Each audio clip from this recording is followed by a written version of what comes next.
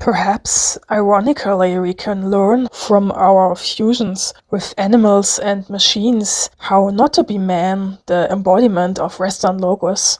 From the point of view of pleasure in these potent and taboo fusions made inevitable by the social relations of science and technology, there might indeed be a feminist science.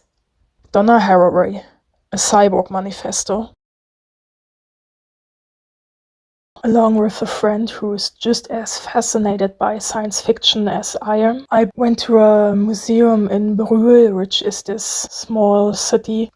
My friend had made me aware of their exhibition called Hypercreatures taking place there, which tried to imagine a future in which nature and humanity aren't really separated anymore, and also machines and humanity aren't separated too. Most of the pieces were some kind of strange creature I didn't really understand, but felt what they were meant to symbolize. Quite a lot of them were cyborgs, and the intro text to the exhibition even quoted Donna Haraway's A Cyborg Manifesto. I've always been fascinated by cyborgs, though only now I can truly put into words why. I found them scary but also oddly freeing at the same time. A Cyborg Manifesto brings it to a point brilliantly. Cyborgs are a disruption of systems of power, especially the gender binary. I also learned in disability advocacy that they are a quite big part of the disability movement. I had the idea for making a video of my favorite fictional cyborgs, and I also had separate video ideas for some of them too. So coming across this was the push I needed to actually finally start working on this. Other than the books and series these characters are from, I was mostly inspired by 3 different essays.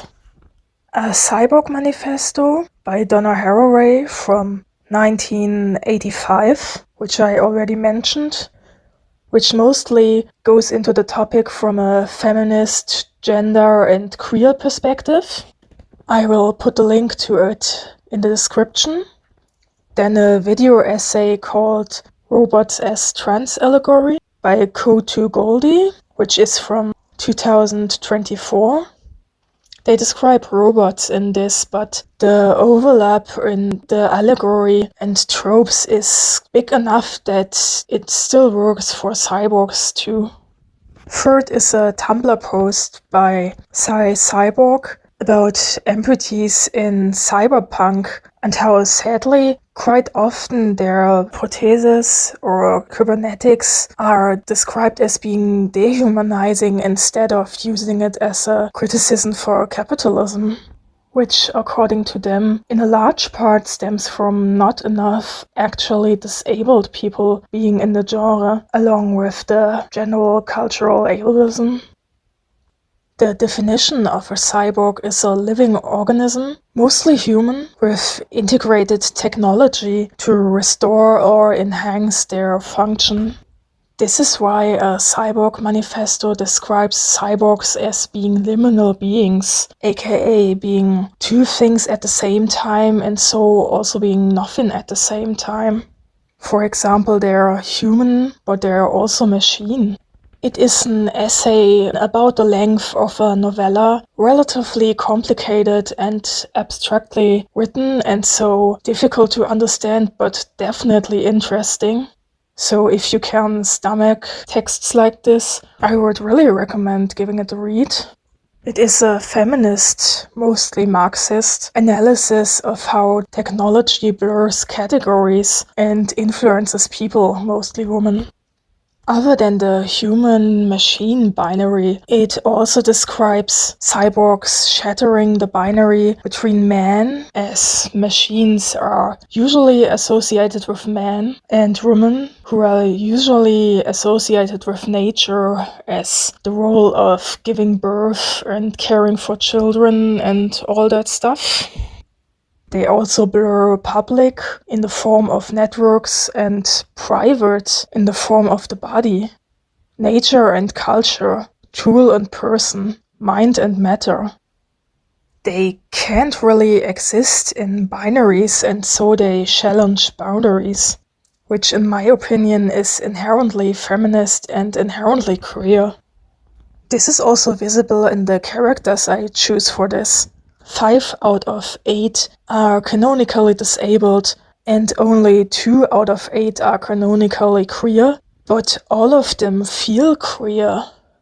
They don't behave how people of their gender are usually expected to behave. Quite often they outright challenge these assumptions, and they also have romantic relationships or close friendships that border on romantic, that don't come across as your typical heteronormative relationship. Originally, I planned on making all the entries roughly the same length, but then the last run grew longer and longer and longer and longer, so that now I have 5 spotlights and 1 deep dive, or maybe a recap with analysis. The drawing I colorize as background footage is of Telly and Shay from Scott Westerfield's Uglies series, having a little homoerotic trainings fight. Their, to put it friendly, messy friendship is the driving force behind all 3 books. Both of them become cyborgs later in the series, and so I will also talk about them. It's important for me to mention that cyborgs do exist in real life, even though the ones I talk about in this are fictional. Being a cyborg is part of activism for several disabilities. For example, Cyborg, the amputee and wheelchair user who wrote this post I mentioned earlier, self-identifies as a cyborg. There are different definitions for what is and isn't a cyborg, but even the strictest, which describes it as technology that interacts with the body for supporting function and is inside or at least permanently connected with the body, fits for technologies like cardiac pacemakers, brain pacemakers, like my grandfather had one for his Parkinson, experimental retina implants that can partially restore vision of blind people, high-end protheses with implants, cochlear implants, and insulin pumps. Then there would be the definition that describes it as technology for supporting functions, which would also include prostheses, wheelchairs, hearing aids, or dialysis machines. And side note, as Cyborg described in their post, you rarely ever see a fictional cyborg with things like a dialysis machine because it's difficult to fictionalize it in a way that is cool and makes you able to fight enemy warlords and stuff with it. According to the loosest definition, which describes technology that makes an organism able to do things it couldn't do without it and is permanent part of life, pretty much every single human on Earth would be a cyborg, because it also includes phones and laptops or contact lenses. However, it usually isn't treated like this in fiction. Cyborg describes that the cyberpunk trope of losing humanity the more implants a person has is very much linked with the dehumanization of disabled people. Because it describes, if you formulate it differently, the more parts of how an able-bodied person's body would work need to be replaced or aided with technology, the lesser human you are. It usually doesn't take the experience of real-life cyborgs into account, and so a character with a cool robot hand or something like that usually isn't really seen as a disabled person, and therefore also not written like one. Originally, the cyberpunk narratives were mostly about corporations owning parts of people's bodies, which is much closer to the real-life experience, because these disability aids are incredibly expensive. For example, a lower leg prosthesis that is low-end, not even something extremely elaborate, is over $5,000. For implants, there's also the additional cost for the surgeries. There also have even already now been cases of companies wanting their implants back. There was this woman who was forced to have hers removed against her will because the company that had created it had gone bankrupt. There also have been people who lost their bionic eyes, which were there to help them with their blindness. And even if the person is lucky enough to not have to experience this, health insurances are usually reluctant at best about paying for these aids. We need to be aware about the reality, even if this is about fictional characters.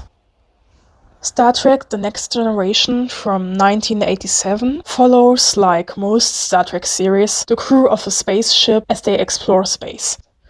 Geordi LaForge, played by LeVar Burton, is the chief engineer of this spaceship. He's a nerdy, quite optimistic and friendly, short black man who is visibly different through the golden clasp-like machinery covering both of his eyes. He was born blind, and this visor makes him able to see not just the normal visible light spectrum, but also all kinds of other electromagnetic waves, which tends to be quite helpful for his job. Very early versions of this technology do already exist, where a machine is linked to a person's nerves and replaces the function their eyes can't do.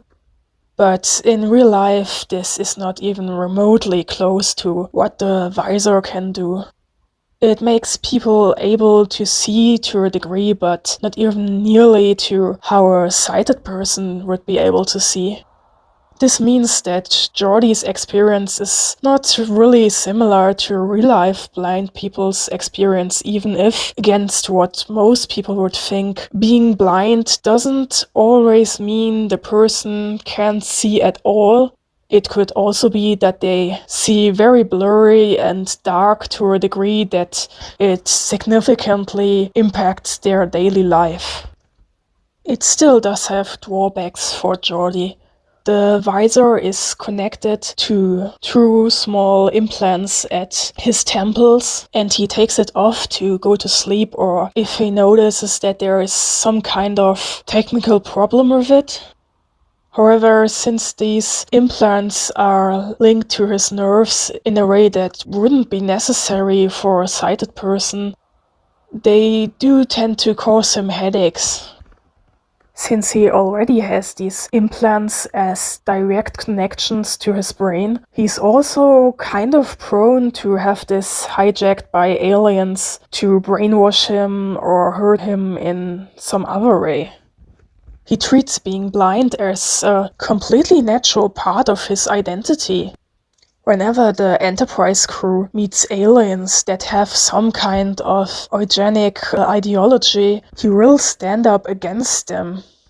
This happens in the episode The Enemy, where he is stranded on a planet with a Romulan, which are these constantly scheming aliens Federation is in a Cold War against.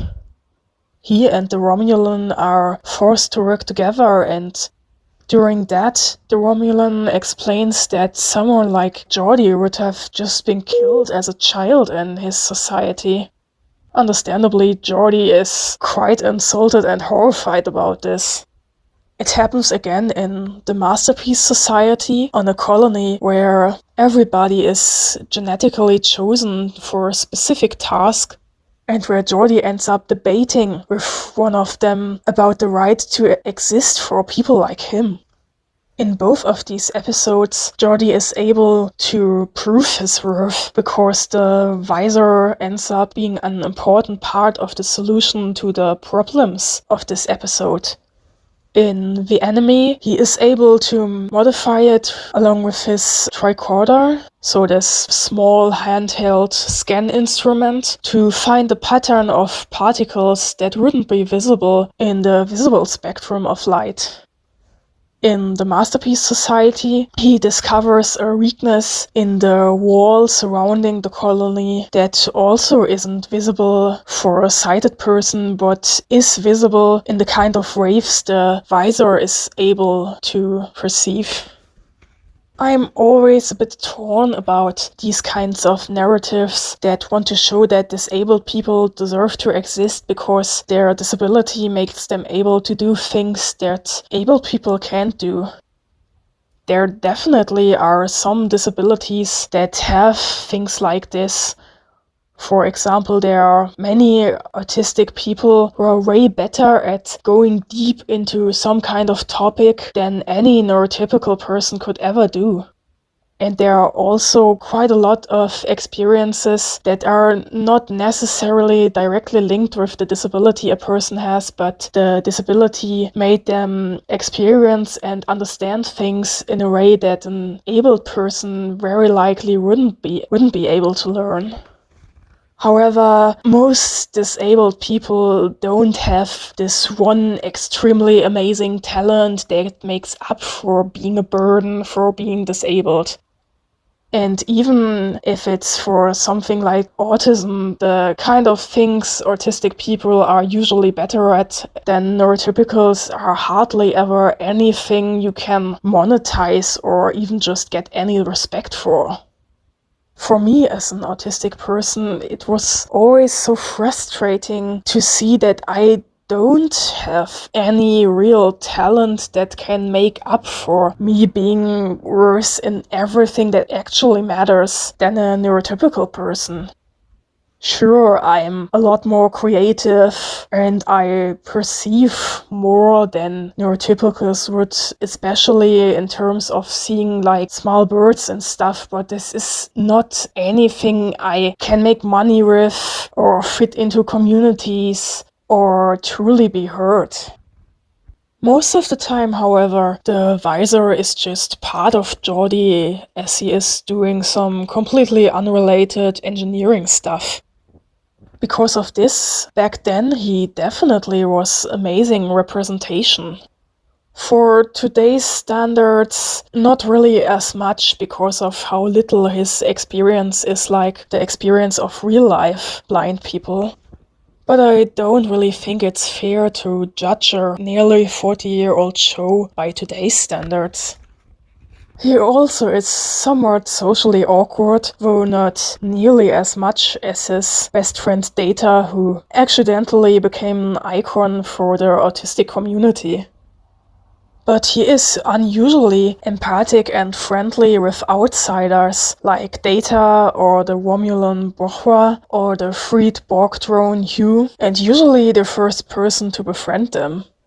It's not directly said, but it does kind of come across that he's able to be so understanding because of his own outsider status and also his awkwardness. If you look deeper, he's also quite interestingly gendered and interesting in his sexuality, and this both feeds back into him being disabled and black. He tends to be emasculated by both the show writers and the fans. For the first few seasons, he doesn't have any romance at all. And then his romances with women are clingy, awkward, and kind of pathetic. He creates this very romantic, beautiful beach with beautiful beach drinks on the holodeck and wears these absolutely awful Hawaii pattern beach clothes for a first date. Only for her to show up, be smothered by his clinginess, and directly flee. He also managed to fall in love with a hologram or with the video logs from a missing person in a later episode. There are quite a lot of people in the fandom who call him an incel for this. I hate when people in fandoms call some male character who hasn't actually portrayed any incel ideology and behavior that.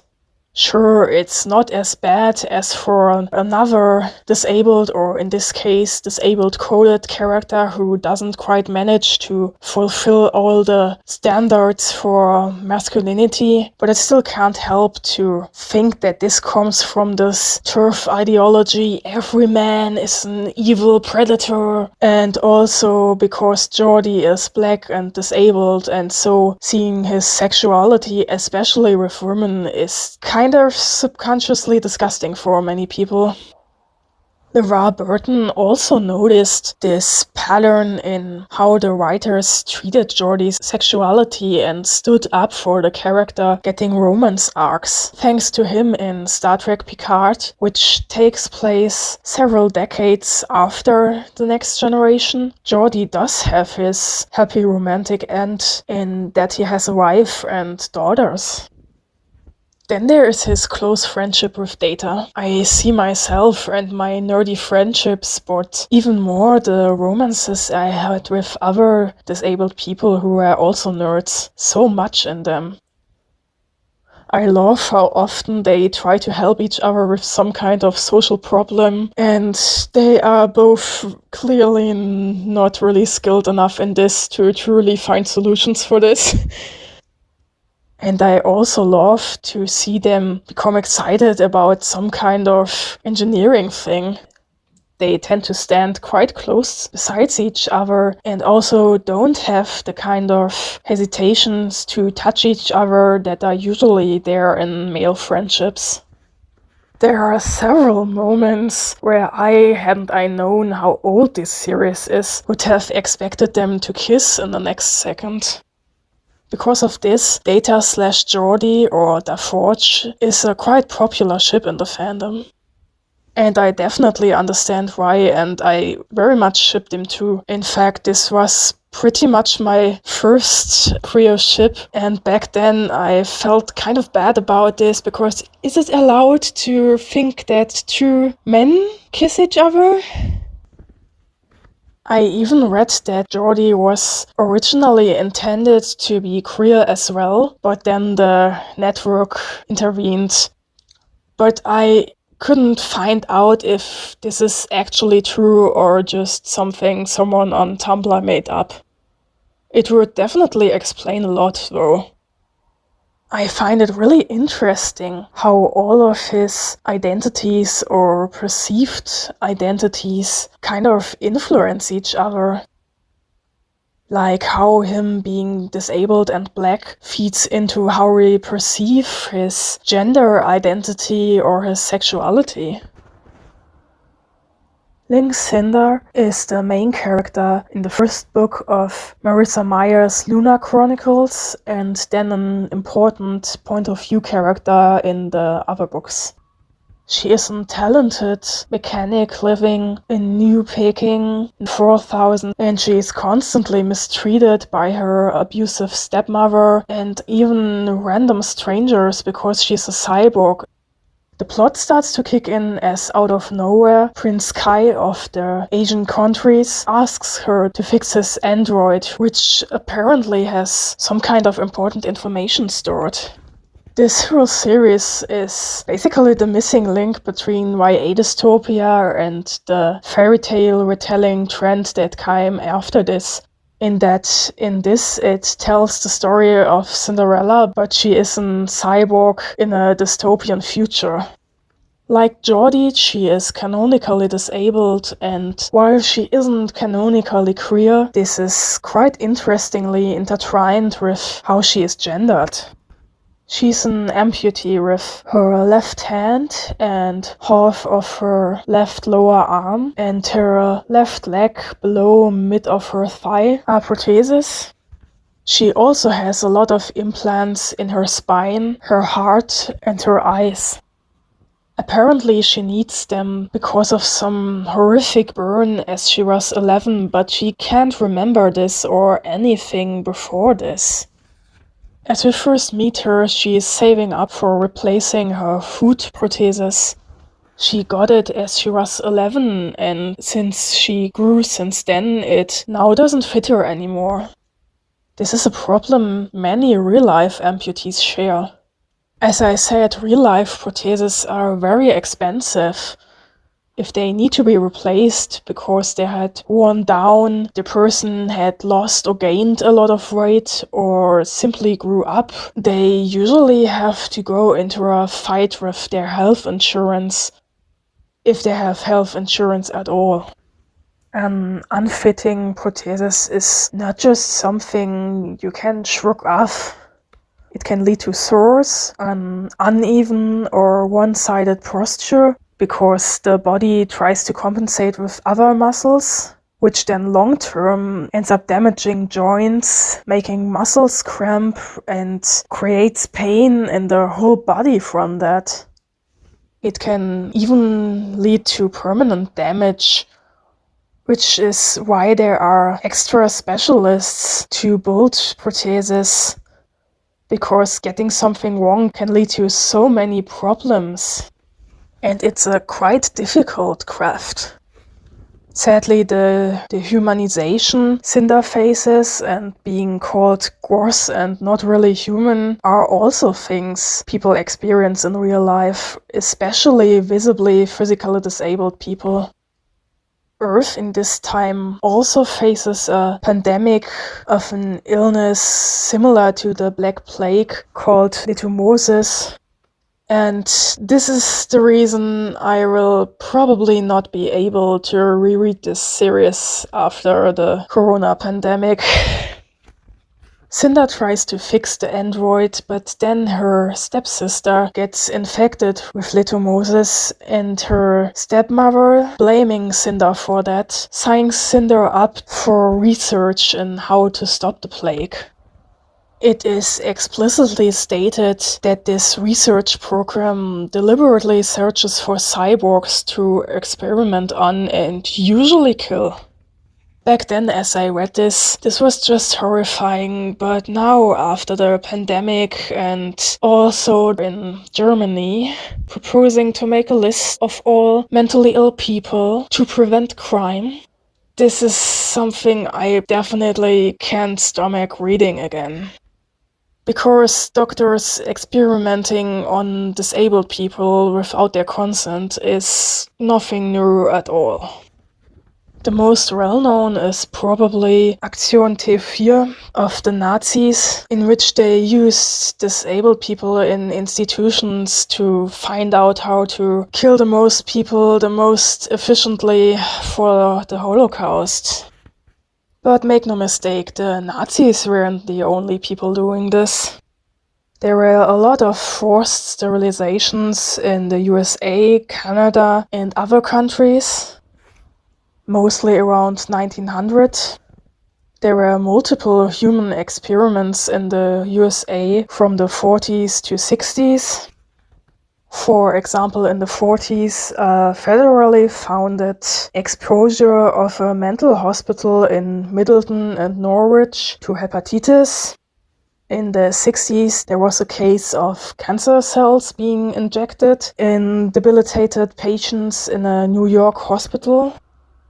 Right now there is Neuralink, this new technology by Elon Musk, which is said to cure autism and so on, and which killed most of the animals it was tested on, but still is set to go to human trials, because a billionaire is above the law. It is marketed towards vulnerable, disabled people, which I'm not surprised by at all, given how Elon Musk is openly a fascist, even if most publications are too cowardly to actually say that. And then the corona pandemic. Not directly human experimentation, but it still showed quite openly how disabled people's lives aren't worth anything.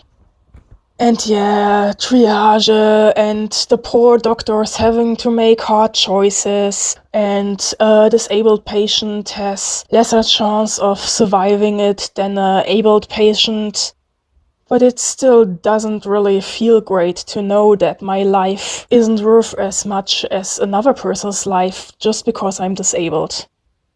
And it's especially blatant that it's because of that in my case, because autism means different processing in the brain. COVID infects the lungs. An autistic person has the exact same chance of surviving it as a neurotypical person.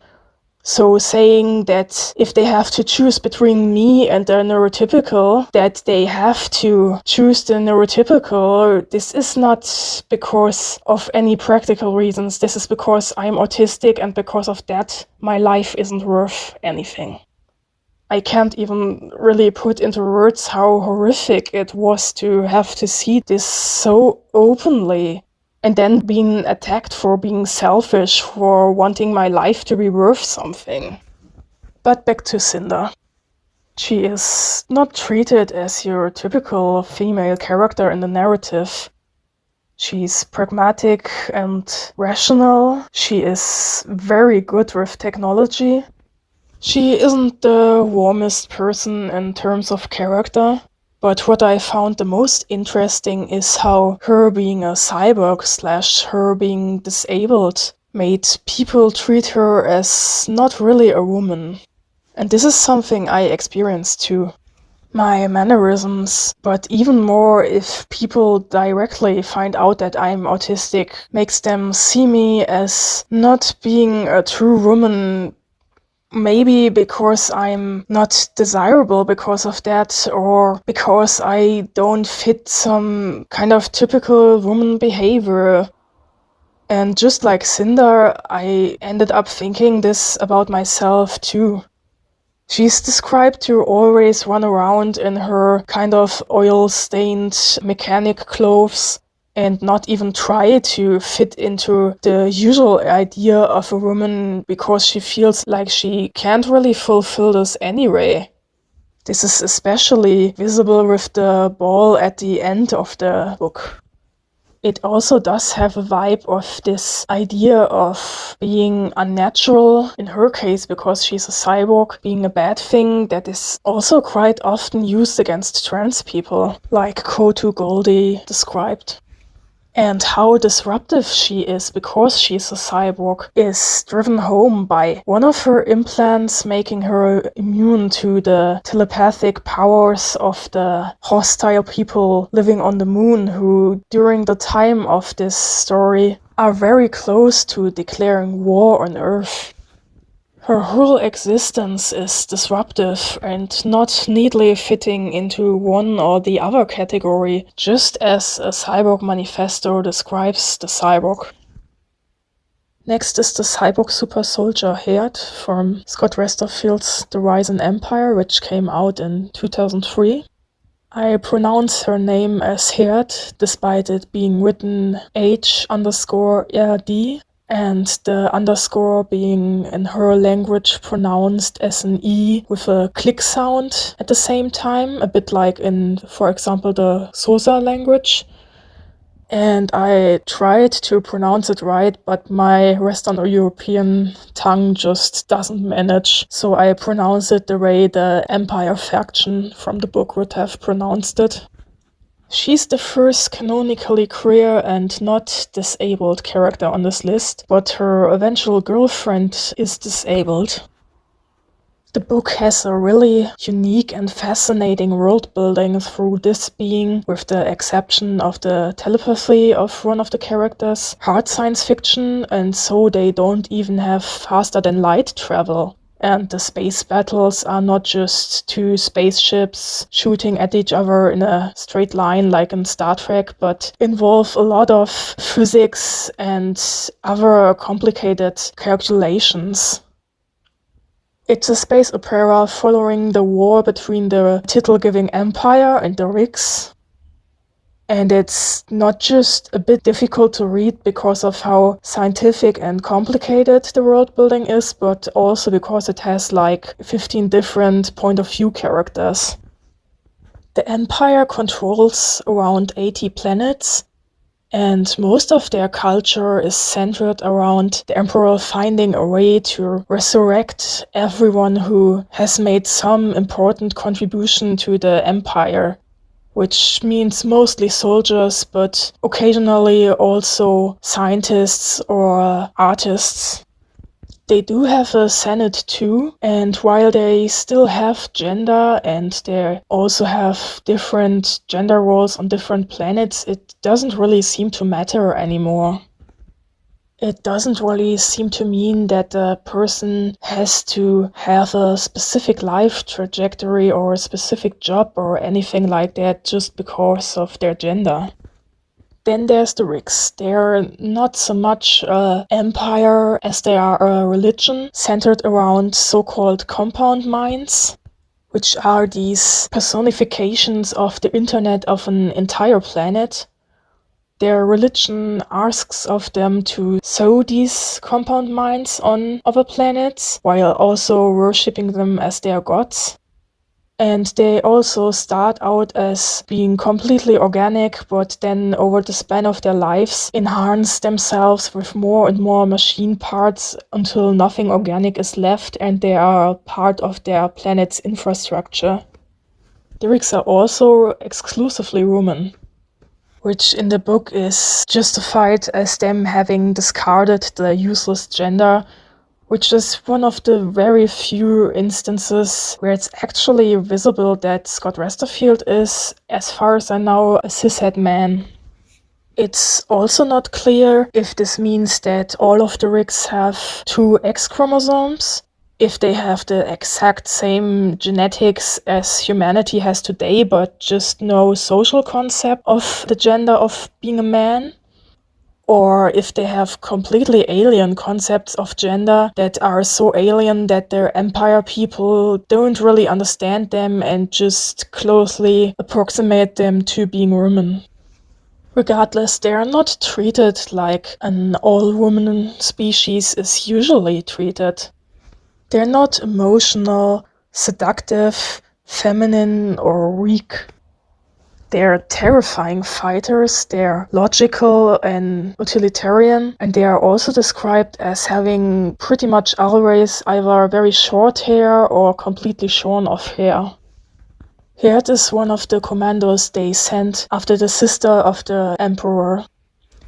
This chaotic fight is the first scene in the novel, and after it, Heard managed to escape it, but now it is her and the newly awakened compound mind against the military of the entire planet. Her point of view doesn't start right away, but around the 5th into the book. But after that, it becomes one of the 3 most important storylines. I just love so much how Heard is described. She's this 2-meter tall, muscular, mechanical, terrifying force who has an angular, quite brutal looking face, which are all very masculine coded descriptions. And she's also never said as being ugly for this. And she's always just treated as a very beautiful woman. It makes me think of this line from the Cyborg manifesto: the cyborg is a creature in a post-gender world, because she truly is. She is from a species which has either no or a completely different idea of gender, and she doesn't need to try to fit into any standards because that's not why she was created. The idea of treating technology like religion and culture is also fascinating to me. For the Rigs, being a cyborg is connection, which is also something described in a Cyborg manifesto.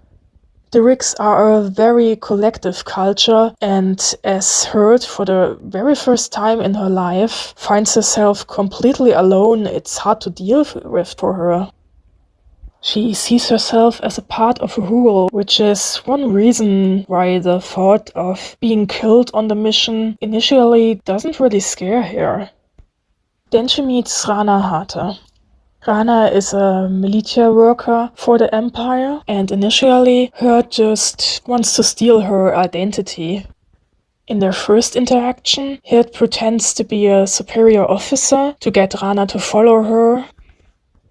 And as Rana, who has a very keen eye for details, notices that she is a Rix, she overpowers her by injecting her with what is essentially a futuristic antidepressant. Rana canonically has bipolar disorder and synesthesia, and because the synesthesia is helpful for her job in surveillance of lots of moving small objects like asteroids, the Empire doesn't really bother to help her with any of this. With how she describes as never quite fitting in and problems with people and just the way she processes the world around her in a very categorized, rational to deal with her extremely strong emotions way. She also reads as autistic, but I'm not really sure if that is intentional. She knows that Hurt is just using her, but also this is the first time in her life that anybody has tried to help her with her mental illness, and the first time in her life that anybody truly values her skills and listens to her. But the quite clear, honest communication style that made Rana not fit in with the other people in the Empire also connects her to Hurt, because both of them have a quite similar communication style.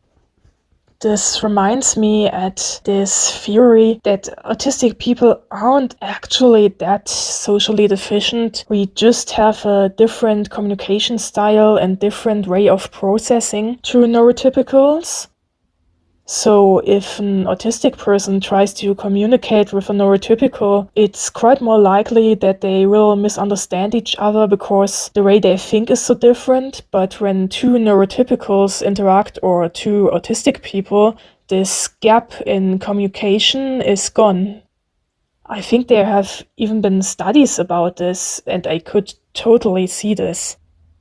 I mean, I also had some autistic people I just didn't understood and who were incredibly annoying, but most of the time I could really feel how I don't have to struggle and contort myself to make myself understandable anymore, but could just talk. Both Hurt and Rana are so lonely and start talking about their lives and their cultures and teaching each other their language, and soon start falling in love with each other. Rana, initially as part of Hurt disguising herself as her, also cuts off her hair and so ends up looking more masculine than she did before meeting her. Through falling in love with Rana, Hurt learns to see herself more and more as her own person and suddenly understands that she actually wants to live. She doesn't want to die on this honorable mission to protect her god and her religion. There was an interesting thought in the Robots as Trans allegory video that a character who was created for a specific purpose, growing beyond this purpose and becoming their own person, can be seen as a trans allegory. Becoming who you truly are and want to be instead of this very narrow box society has shoved you in. Maybe this is another reason why I love all of these stories of robots and clones and cyborgs gaining back their humanity so much. I also find the contrast between Hurt and Captain Laurent Tsai super interesting, because while Hurt is a cyborg, Laurent is a relatively realistic amputee. And unlike most amputees in science fiction, he's not really treated as a cyborg. Despite his prosthesis being able to do things they can't do in real life, for example, sending signals back to his body, but they are still different to his original limbs, and he also takes them off in several scenes. But still, near the end, he expresses that he feels a certain kinship to the Rix because of how much of his body is machine too. There are so much more fascinating ideas and social criticism in this book in ways that are not connected to this topic. So I can just recommend reading these books.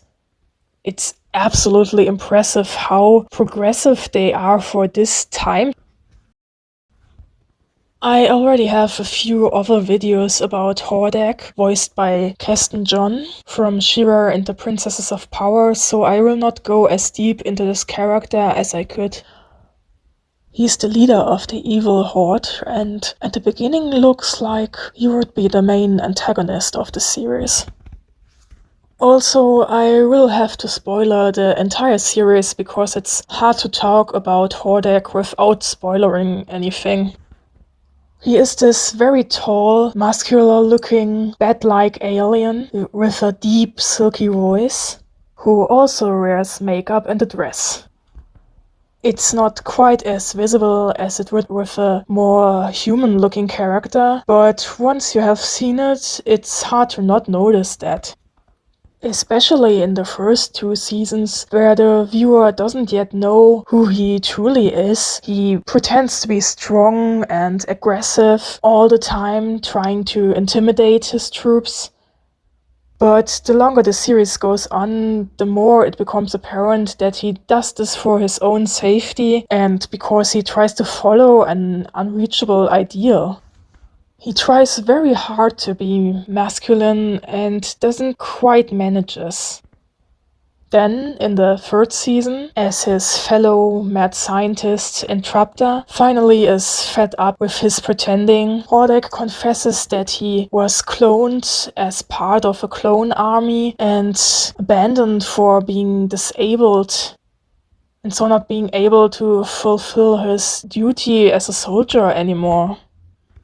In this scene, Entrapta first sees him without his armor, and in truth he is quite emaciated, with his muscles atrophied, and the armor was only designed to make him look muscular and dangerous. He also shows several ports built into his body, which seem to come from his past as a clone, but which he now uses for the armor to interface with. He was also abandoned because he chose his own name and his own identity. Now he desperately tries to prove his worth, and for his creator, proving his worth means conquering the planet. And I can relate to that so hard. Not the conquering the planet part, but a feeling that I have to prove and overcome my disability to be worth existing. People would hardly ever directly say this, but it is in so many stories and non-fiction and talks between other people that as a disabled person you have to find something you are really good in so that you are not a burden for society and worth existing. But Hordak doesn't learn to accept himself through proving himself worthy, but through becoming friends with Entrapta, who is autistic, and being able to talk with someone else with similar experiences. It was so beautiful to see someone like me having a love story like the ones I experienced in my own life. I don't think I ever saw this in any mainstream media before. Entrapta also ends up building him new armor, which he also uses as a mobility aid, because without the armor, his body is so weakened that he faints quite frequently and can't really stand for longer than maybe a minute. And accommodations make a huge difference for him, which is also something true to real life. At the end of the 4th season, Hordak sees his creator and master and brother again, but he doesn't reward him for trying to conquer the planet. He just brutally grabs him and resets him by connecting his own cybernetics with the port at Hordak's neck.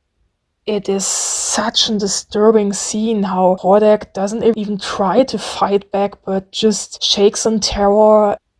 It also kind of has some sexual assault undertones, which then get even worse in the 5th season, as we see how his creator, Horde Prime, interacts with some of the other clones. Up until this point, it seemed like Hordak's ports were something to make his armor work better, but at least a few of them seem to be there as a means to control all of the clones. Now, of course, in real life, we are thankfully not as far with our technology that people could control someone through some kind of implant they have to aid them with their disability. But as I described in the beginning, there still is quite a danger to having something as part of your body that you don't own yourself, but just some part of a capitalistic system that doesn't care about you, but just wants money. And this kind of also works as an allegory for this. From a meta standpoint, I sadly now also have to talk about the, in large parts, quite ableist and just generally bigoted fandom. There was so much harassment for fans of Hordak, calling them and him cishet, fascist, incel, homophobic, and so on, and also never really mentioning that he's disabled or outright claiming that he isn't disabled at all. They love to pretend that this was because he's a villain, but cutesy, lesbian, able-bodied catgirl Katra is also a villain, and she was not treated like this. It was such a visible double standard, saying that he can't be queer because he's a gross disabled man.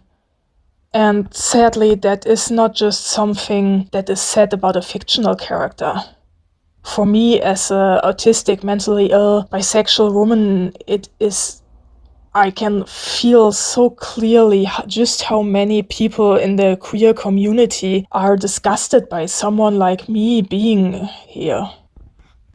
And not just that, it also showed quite vividly how when people say they want queer representation or queer characters or queer headcanons, they actually mean stereotypical cis lesbian and cis gay characters. Interrupter is canonically bisexual. Hordak is heavily implied to be queer. Their relationship is very much not the typical pattern of behaviors between a man and a woman, but it can't be queer because it's not a same-sex relationship between two lesbians and two gays, right? It doesn't matter that they are both queer. I am so fed up how we bisexual or trans or asexual and disabled people are talking about this since years, and not just is nobody really caring about it, but if anything, it just got worse.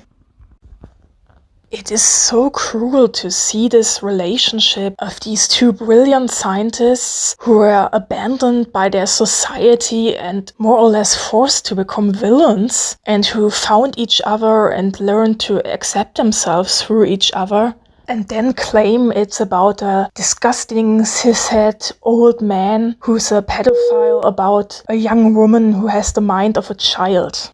But even despite this, I am so glad that this is out there and that stories like mine are being seen in a mainstream fantasy show. And I know that quite a lot of other people also feel like this. My first fandom interactions were in the German science fiction forum, which was full of the kind of fans who now go on about how Star Trek Discovery ruins Western civilization. So my idea about Star Trek Voyager before watching it was a bit skewed. They would constantly go on and on about how incompetent Janeway as a captain was and how irrational she was, and also what a cute eye candy 7 of 9 was. But as I actually started watching Voyager, Janeway turned out to make rather smart choices most of the time. And yeah, 7 of 9 wears a objectifying, kind of gross, kind of out of character costume, but also her actress was so good and her character so multi-layered that I barely noticed it after 3 minutes. She spent most of her life as being a Borg drone, which is this species of cyborgs connected with a hive mind who assimilate people and sometimes even whole cultures who they think will add to their own perfection. Their lives and experiences are very different from the other species in Star Trek, in that a drone is not really a person, but more a cell of a huge organism that spans light years. Seven joins the Voyager crew at the beginning of the 4th season, after they were in their mission to find a way back home, forced to work together with the Borg, who are usually the most terrifying enemy the Federation encountered. However, she was left on the ship, so they made the decision to remove most of her implants, and she was forced to integrate herself into the crew, at first against her will. After she has healed, she looks like a tall, white human woman with this absolutely awful catsuit and high heels. Why would you wear high heels on a spaceship? That are hand-waved to aid with regenerating her skin. But she doesn't really have any of the social knowledge to interact with other people. The Borg don't need emotions and approach everything from a technological or scientific standpoint, so she does that too. Because of this, she is cold, rational, quite often comes off as rude, and she also isn't interested in anything traditionally feminine. This, and also her general connection with technology, which is also male-coded, she comes off as quite masculine from her behavior. She also has quite a rational approach to sexuality and romance, and generally isn't very interested in it at all. That was something I could relate to. Sexuality and romance basically being this inside joke nobody ever explains to you. She shows how gender is a learned behavior, which is something I myself noticed because how I, as an autistic person, don't really know all of these social rules everybody else knows automatically, and so also didn't really manage to perform gender the way that was expected for me. And that was even written in my diagnosis paper. She dresses like a boy as a proof that I am developmentally disabled. Just like Data and Spock, Seven also is this accidental, relatable character for the autistic community. Seven also feels vaguely queer because of this. Her interactions with Captain Janeway, who ends up mentoring her quite quickly, quite often have undertones that can definitely be interpreted as being romantic. They not just discuss the meaning of religion and human nature, but also look deep into each other's eyes. Janeway recognizes Seven of Nine from several different timelines away. Seven lets her alter one of her implants to get out of confinement using its technology, and worries where she will belong, and Janeway reassures her that she belongs on the Voyager. There is a reason this is such a popular ship. Several decades later, Seven appears again on Star Trek Picard, and funnily enough, is established as actually being bisexual. Her romance with Raffi Musiker, who served as Picard's first officer a few years earlier, is just implied in the first season, but becomes very much canon later. I love that for once they picked up the vibe from Voyager and actually made it canon. However, not all about her character is so progressive, even looking past the awful clothing.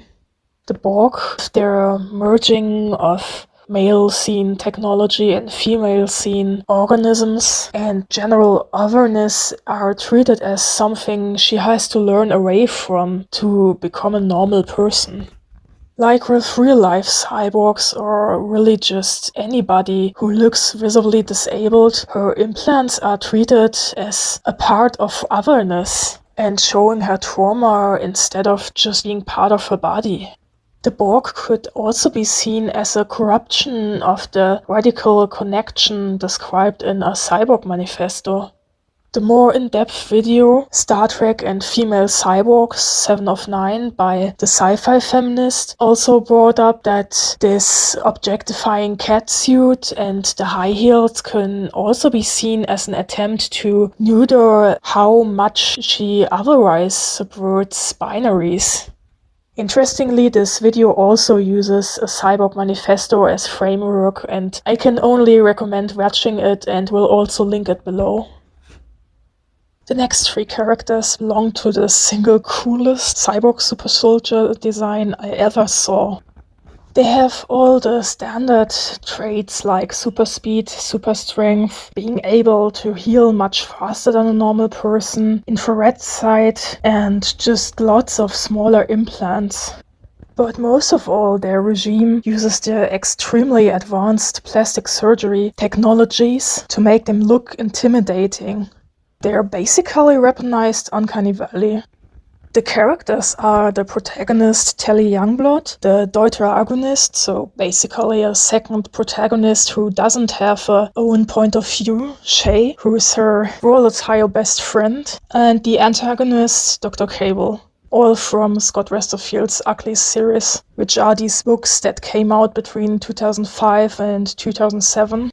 Only Dr. Cable starts out as a cyborg, but the themes of this video, I choose this for, are present right from the beginning. Because of this, it will look like just an analysis of all the queer and disabled themes in these books, with not that much about cyborgs for a relatively long time, but trust me, it's all going to come together in the 3rd book.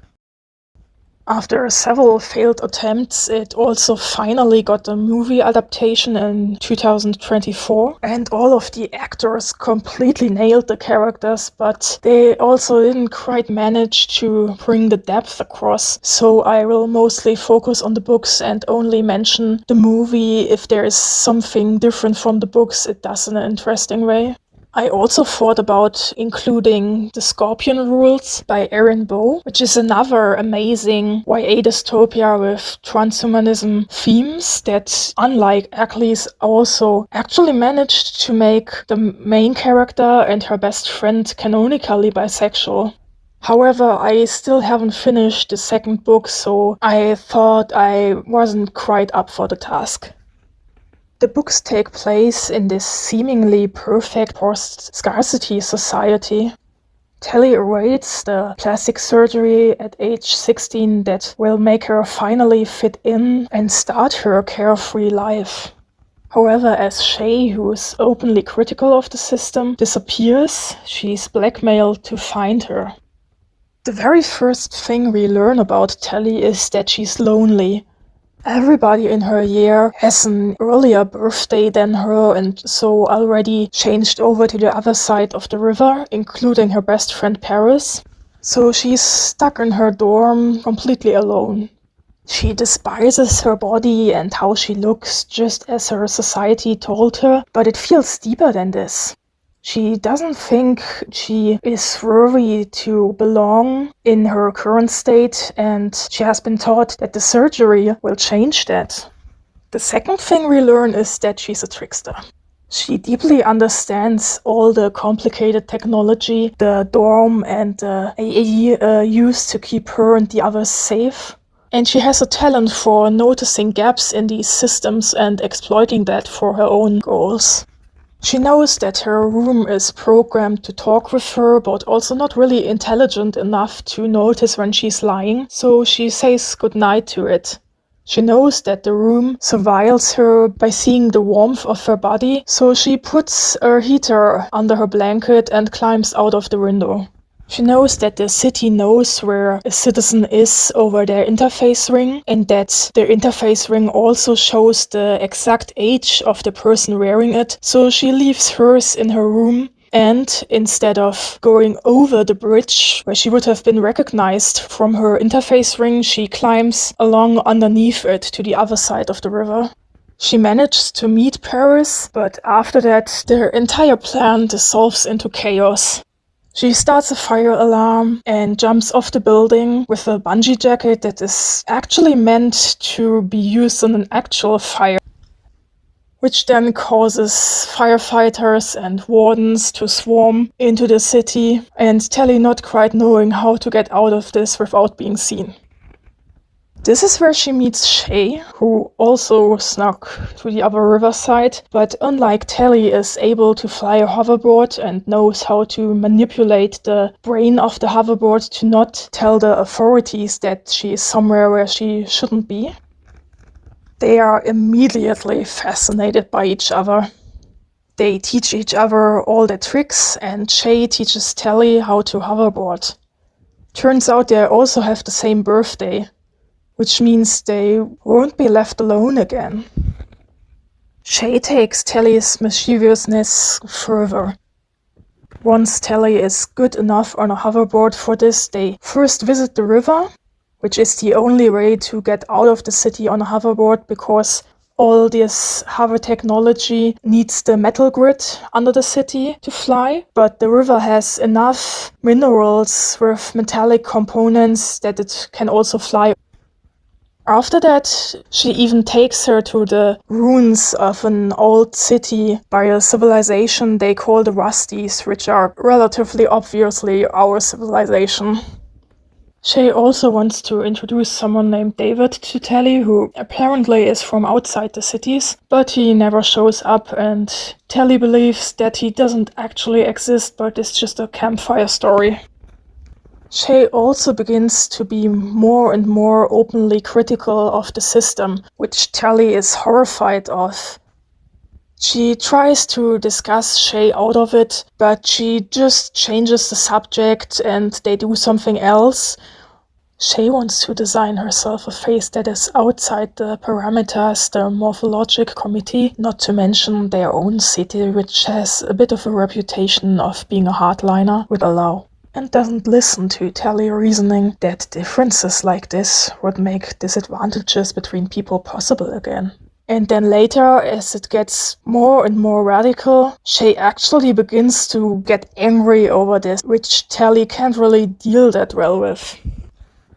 This escalates as they flee to a lake after a prank as an excuse to get rid of all their costumes.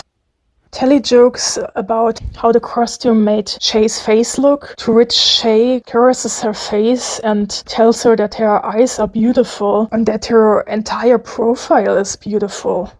Telly is not able to believe this and tries to discuss her out of it, like always. And this time, Shay is furious. She shouts about how horrifying she thinks the surgery is and how she doesn't want the city control all her life and have her entire life planned out for her. And they just part. And Telly isn't able to find Shay for several days. Then suddenly, Shay appears at Telly's window and tells her that the reason she was on the other riverside was that her and her friends, who would all get the surgery around that time, planned to run away to some place outside the city called the Smoke. However, Shay and some of the others didn't dare to do this. But thanks to the others being slightly older, she ended up being the only one left behind. Now she explains that meeting Telly and seeing her pull up all of these tricks made her brave enough to go through with the plan and run away to the Smoke, and she invites Telly to join her. Telly says that it's too dangerous and that Shay is just afraid to grow up and leave behind all their antics. It has this hint of her believing that growing up is accepting her place in the system. Shay also again caresses her face in a way that doesn't really read platonic, but doesn't let herself be swayed. She leaves behind a poem that describes the way to the Smoke, and the two say farewell for what they believe is forever. I felt so seen by their dynamic as a teenager. They both don't quite fit into the system and are both lonely and both want community, but Telly still conforms and believes in the system, while Shay is brave enough to be rebellious. I had so many female friendships that had the exact same dynamics, including the weird homoeroticism and just general toxicity. It's so strange to me how, as I first read this, I didn't notice the queer subtext at all. At least not consciously, but I think I did on a subconscious level because I would also relate a lot to the parts of their friendship that read like bisexual girls not quite having realized yet that they are bisexual, that I also found in my own friendships. Finally, it is Telly's birthday, but she doesn't get the surgery. She just gets transported to a weirdly unaesthetic building full of people with a surgery she has never seen before. They are taller than pretties usually are. They are very angular. They have quite brutal looking faces and their movement is too fast and too sudden. She's instinctively scared of them. But what, looking back after reading the full series, is interesting is that one of her first thoughts is that something about her must be too broken to get the regular pretty surgery, and she will have to end up like these people instead. She is led to a room with a woman who seems to have some kind of leadership position. Up close, the surgery is even more terrifying. She is relatively close to how the morphologic committee allows a pretty to look, but looks brutal and raw-boned instead of vulnerable and young. She has way too intense eyes in a tone of grey the morphologic committee would definitely never allow her. There is something very off about the way she moves and even emotes. Telly doesn't know what she is exactly at this point, but she already feels that she isn't quite human anymore. She introduces herself as Dr. Cable. Her voice is elegant and deep and close to being friendly, but has a sharp, threatening edge to it that prevents it from being anything but commanding. Telly asks for her first name because everybody in this society refers to each other by their first name, and Telly doesn't really know how to interact with someone with only using their last name. Dr. Cable refuses. However, Telly at least gets her to explain in what kind of agency she ended up here. Dr. Cable has her teeth searched to fangs, and Telly can't help but stare at them. Dr. Cable describes the city as a paradise. It gives Telly housing, it gives her food, it gives her the surgery and all other healthcare. It protects from the environment. It keeps humans out of nature and is entirely self-containing so that no waste pollutes the outside and the different cities don't have to rely on each other. The agency is called Special Circumstances, and they are there to protect the city from anything from the outside that could endanger it. And the smoke is one of these dangers because they have been luring young people outside since years, and Special Circumstances can't find them. They already made a copy of Shay's note, but since it consists entirely out of references to things Telly and Shay have talked about, they can't decrypt it. Only Telly can follow the instructions. Already in this first scene, along with being described as being weirdly machine-like, Dr. Cable is also linked with the image of being a wolf. Fiercely protective of her own people, but ruthless and brutal to everybody who threatens them. Telly worries about Shay, but also wants to keep her promise to her. With that, Dr. Cable drops the last pretense of being nice and says that Telly will only get the surgery once she had found the smoke for special circumstances. And after being reassured from both her parents and Paris that this is the right way, Telly gives in. I think that this is where her story lost a lot of readers. It seems hard to relate to betray your friend just for plastic surgery, because in our society this is really not a problem. But in this society, this is the path of life that everybody has to take, and not taking it would make Tally a total pariah. And it's also not just plastic surgery, but that Tally thinks that getting this plastic surgery is the only way she could possibly belong and be happy. And also this scene was such a game changer in terms of villains for me. Even by now, it's still relatively rare, but back then I had never seen a female villain who wasn't defined by her gender at all. She isn't seductive, or ended up being a villain because of some boyfriend brought her into it, or is overly emotional, and she isn't even described in typical female terms. We know that she's a conventionally attractive woman because Tally mentions that, but every other description could just as well be a description of a man or any other gender. If you would change her character to being a man, the only thing you would have to do is to change pronouns and literally nothing else. This completely flabbergasted me as a teen. To put this into context, Uglies came out in 2005. This was the same year the Brokeback Mountain movie came out, and also the same year Twilight, the book, came out. It was 3 years before Hunger Games would be published, and 5 years before the YA dystopia genre had its main popularity. It was an entire trend cycle ahead of its time. The shift between YA dystopia as just the same tropes as adult dystopia but with kids to being its own genre is kind of gradual, from The Giver to Shadow Children and Feet, but by mine and a lot of other fans of the genre's definition, this was the first modern YA dystopia. So you can imagine how new and groundbreaking seeing a female villain who was described in gender-neutral terms and who was a villain from the same motivations male villains have, instead of some kind of weird sexist stuff distilled from typical media female roles.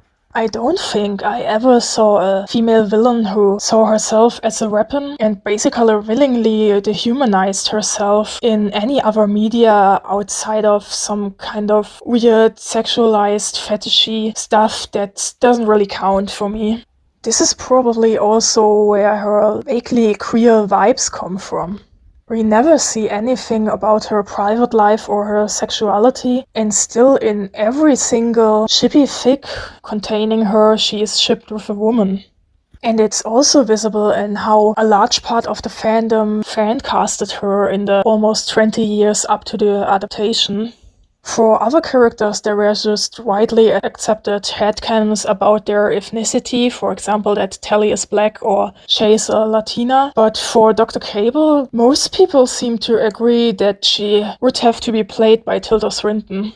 So this middle-aged white actress who is basically known for looking quite androgynous with a pointy face and just slightly unsettling in an ethereal way. She even outed herself as queer in 2021, though she didn't specify in which way. I don't think anybody expected who they would actually cast as Dr. Cable in the adaptation. Laverne Cox became famous for playing a side character in Orange is the New Black, who, like her, was a black trans woman, and since then she became a very influential intersectional feminist and pretty much the most famous trans actress at all. She was listed for longer as playing a part in the movie, but IMDb didn't really list the roles up until very close before the trailer came out, so most people, me included, assumed she would play Maddy, who is the leader of the rebels and also the mother of one of Tally's love interests. She is so good at playing Dr. Cable. Already her voice. It's implied that Dr. Cable's voice is surgically altered to be intimidating, and up until the trailer I wasn't really sure if it would even be possible to create this voice in live action and make it sound like it was described in the books. And she totally pulled it off. I remember first hearing her in the trailer and just thinking, yeah, that's her. That's Dr. Cable. She also is the only one of the actors who play the specials who actually pulls it off to look like the specials were described in the book. She's a bit more human than in the book, but there's still something subtly unsettling about the way she moves and her expressions and her eyes in this very strange, unnatural grey tone that's way too intense. There were moments in the movie where she was just too beautiful to look at in a way that almost felt painful. I didn't expect her to look feminine. After the movie, I went through the books again, and turns out that the way Dr. Cable dresses or her hair is actually never described, but I could have sworn that she was described as looking quite masculine and always wearing her uniform and having relatively short hair. But it works better like this. For me, as someone who was always more masculine and always a failure at womanhood, it's fascinating to see her being feminine and wearing all of these beautiful futuristic dresses, being shown as a sign of her power. Because she actually is in a position that it's powerful enough to have that be a choice. There are videos saying it's anti-feminist to criticize women being forced into being feminine and only her as a villain being feminine, which is still such a weird complaint for me. In which world do you live that women and people assumed to be women aren't still forced into femininity? Women who feel better in practical or masculine clothing do exist. And yeah, there are different rules for different situations and demographics, and the expectations of femininity are different between a white cis woman and a black trans woman. But I don't understand this weird choice feminism idea of, oh, I am actually happy in the femininity patriarchy expects for me, so it has to be feminist. It doesn't have to be something inherently negative, but it is still something that is forced on people, and it's not anti-feminist to criticize that. Sorry for that tangent. Anyway, another quite cool thing the movie did was managing to keep this gender-neutral framing of Dr. Cable. Which is impressive because in a book you only see the things the author describes, but in a movie they have no choice but to show this absolutely gorgeous, curvy woman in these in parts quite sexy clothes, and they still pulled it off. They never did these weird panning over the actress' body shots that they often use to show that this character is desirable and that the male hero is ogling her. She's always only framed in a way that shows her power and occasionally the other character's fear of her. She was always on my list of favorite villains ever since I first read the book, but Laverne Cox's performance brought that to a whole nother level for me. Sadly, most discussions online don't talk about that, but just describe her as a transphobic stereotype. So my initial thought is that I trust Laverne Cox being able to understand the character and understand what is and isn't harmful for the community more than I trust some random person on some social media site. Now, don't get me wrong, sadly it does happen quite often that unknown trans actresses are forced into some kind of transphobic role because this is the only kind of role they can get at all. But Cox is quite famous at this point and has a quite well-running career. And what also happens in such situations quite often is damage control. Because if a trans actress plays this transphobic role, she will at least have some very small chance to make it lesser dangerous.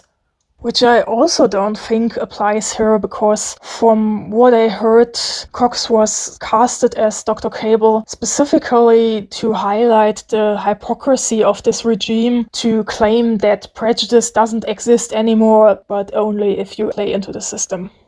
If she hadn't taken the role, I'm relatively sure it would just have gone to some cis actress and maybe even some creepy-eyed middle-aged white woman. And I am a firm believer that asking minorities to never be villains, or if you take this even further, never be any flawed characters, that is actually dehumanizing too. Originally, I wanted to go into the symbolism and world building because this society feels so very much not like our culture, with their different ideas about gender and body. But I am not a trans woman, so this is just not my place. And in the current climate, it just seems too risky if I would get something wrong. I just want to point out a few things that, in my opinion, are important for judging this character. Dr. Cable isn't canonically trans. She does have this one line about knowing how horrible it is to long for your surgery and have the body you always wanted, but, well, this society controls their entire age case from 12 to 16 by essentially body dysmorphia, so that doesn't have to mean she's trans. It's perfectly possible that she's a cis woman who just happens to look like Laverne Cox.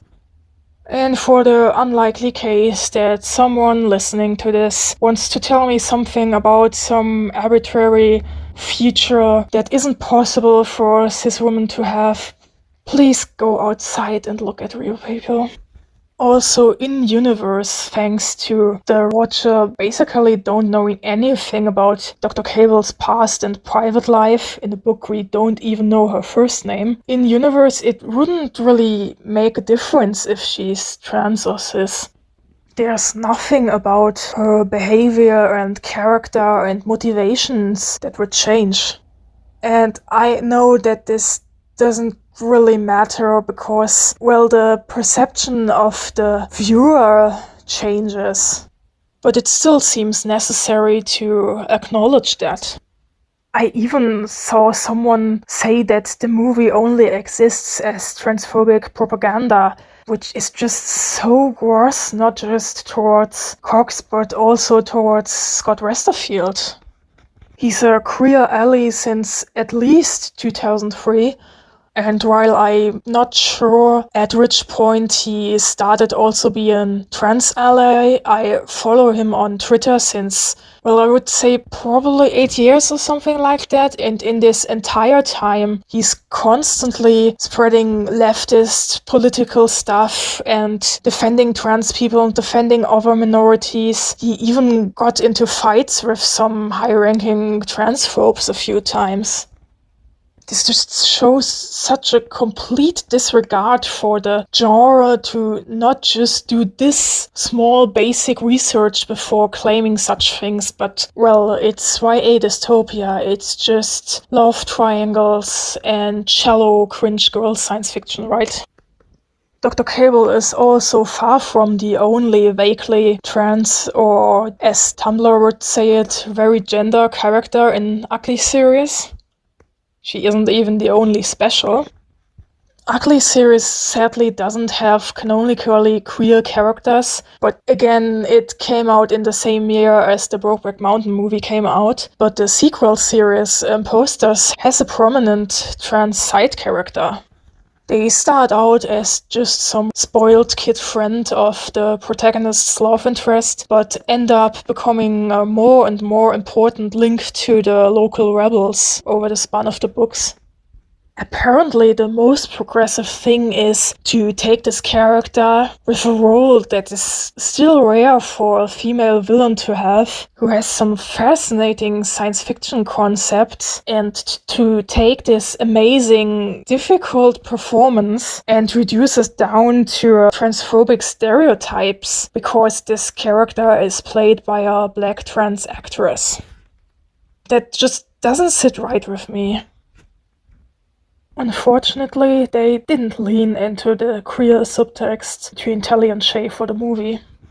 In fact, they toned it down, which, in my opinion, is a really bad choice because Uglies is pretty much the first book to use these tropes that then, after that, all other YA dystopias were using and finally overusing, really would have needed something new. Before that, I kind of assumed that at least part of the subtext was intentional because, well, the Ryzen Empire came out directly before Uglies and has a canon suffix ship. But if Westerfield had wanted it to be canon, it would have been canon in the movie.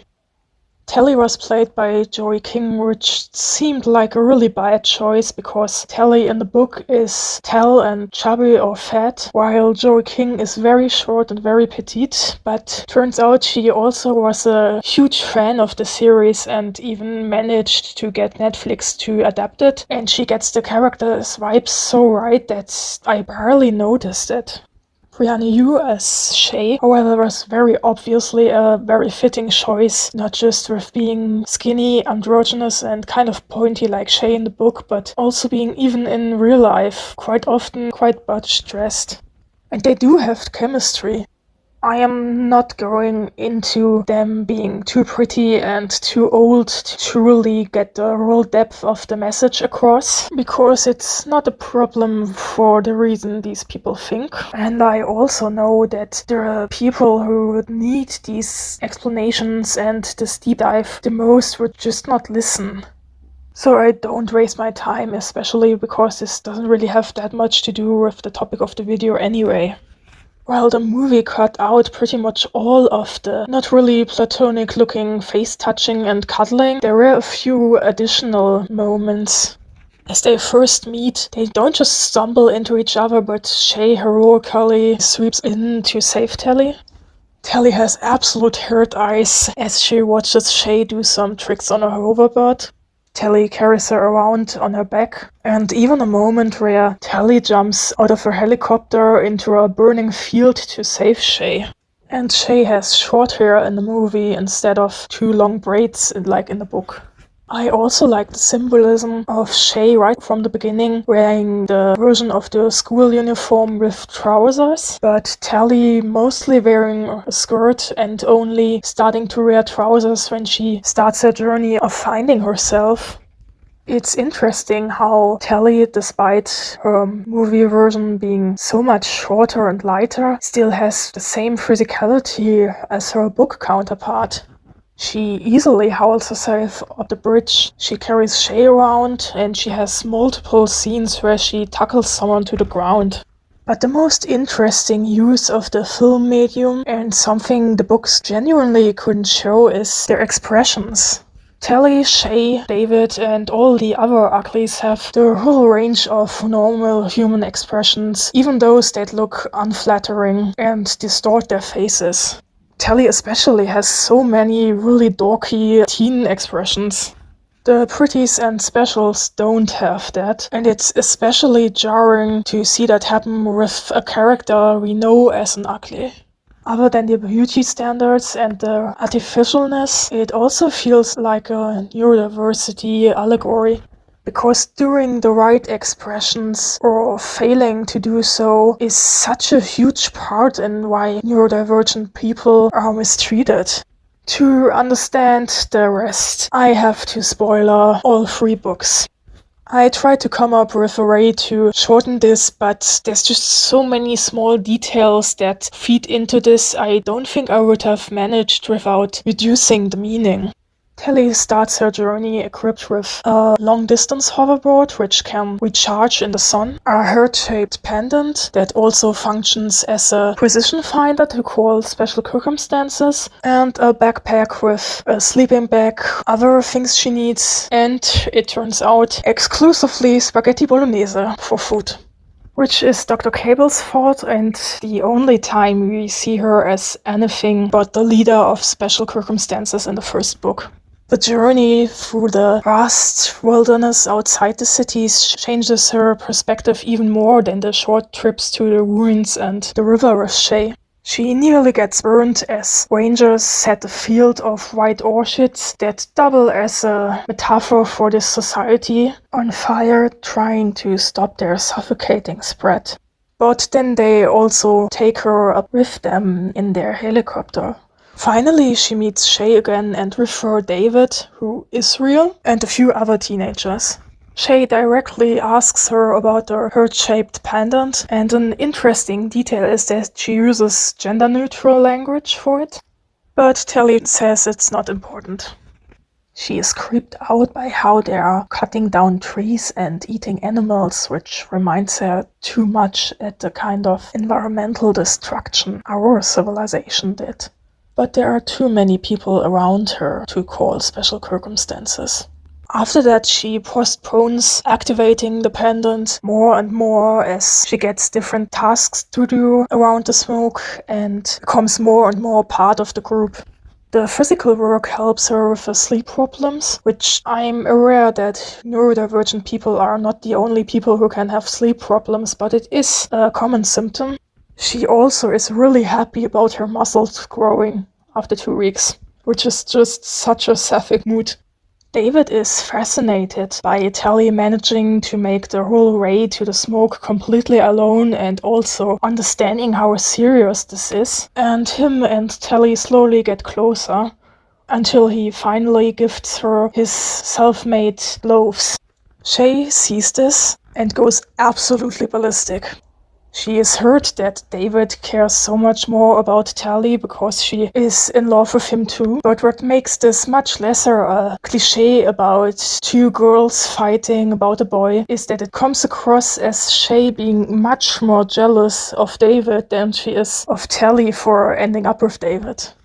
It also establishes how much rage Shay has, which will get more and more important the further the series goes. After that, Tally wants to go back to the cities, but David tells her that he wants to show her something before that. He takes her to his parents. This is where the neurodivergent allegory really starts. Maddy and As are former plastic surgeons for the city, and they were high-ranking enough that for their research projects they were allowed to look at data from everybody who had the surgery. They noticed that everybody has a lesion, so basically a small healed scar in their brain at exactly the same spot. At first they assume it's accidental and a side effect from the anesthetic they use for the surgery, until they notice that the only people who don't have these are Uglies and people in specific jobs. Which means there seems to be a way to select for it and to get rid of it. Which means it is completely intentional. In the books it's only implied, but in the movie it's explicitly mentioned that Maddy and As knew Dr. Cable and even used to be friends. But now she shows up at their lab, destroys all their research and threatens them to stop probing into that. Instead, they steal a lot of supplies and the hovercraft and flee. The reason they guide Uglies out of the cities, all cities close enough, not just Tally's city, is because they want to save them, but also because they are the only age group without these lesions, and they want to see how humans behave if they don't have that. So basically a control group, but Maddy thinks too highly of her own moral to outright say that.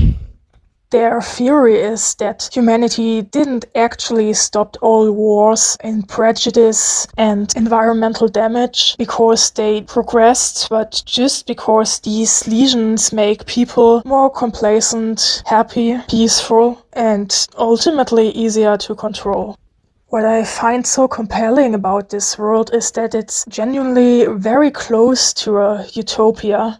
At the cost of this, but for most people it doesn't even seem to be that big of a price. Their surgery is this promise that despite how weird and wrong I was as a teenager, it would be possible to make me fit in. A normal person would directly say that getting essentially brain damage for the price of fitting in and being happy is too much. But back then, I, as an autistic teenager who hadn't even accepted that I was queer, it's not a big price. I mean, what worth is my personality anyways? And that's so scary about this world. I know it's a dystopia, I know all the ways it is, and still I dreamed of this world because it is still better than our world. These lesions can be read as an own form of neurodivergence, but for me they work better as a symbol of being neurotypical and societal conditioning. The regime needs to make everybody's brain forcefully the same. They need to make everybody's body forcefully the same in some essentially arbitrary standard, which is a metaphor that works both for neurodivergence and queerness. This is also why people saying the movie misses the point because not all of the uglies are actually ugly makes me so angry.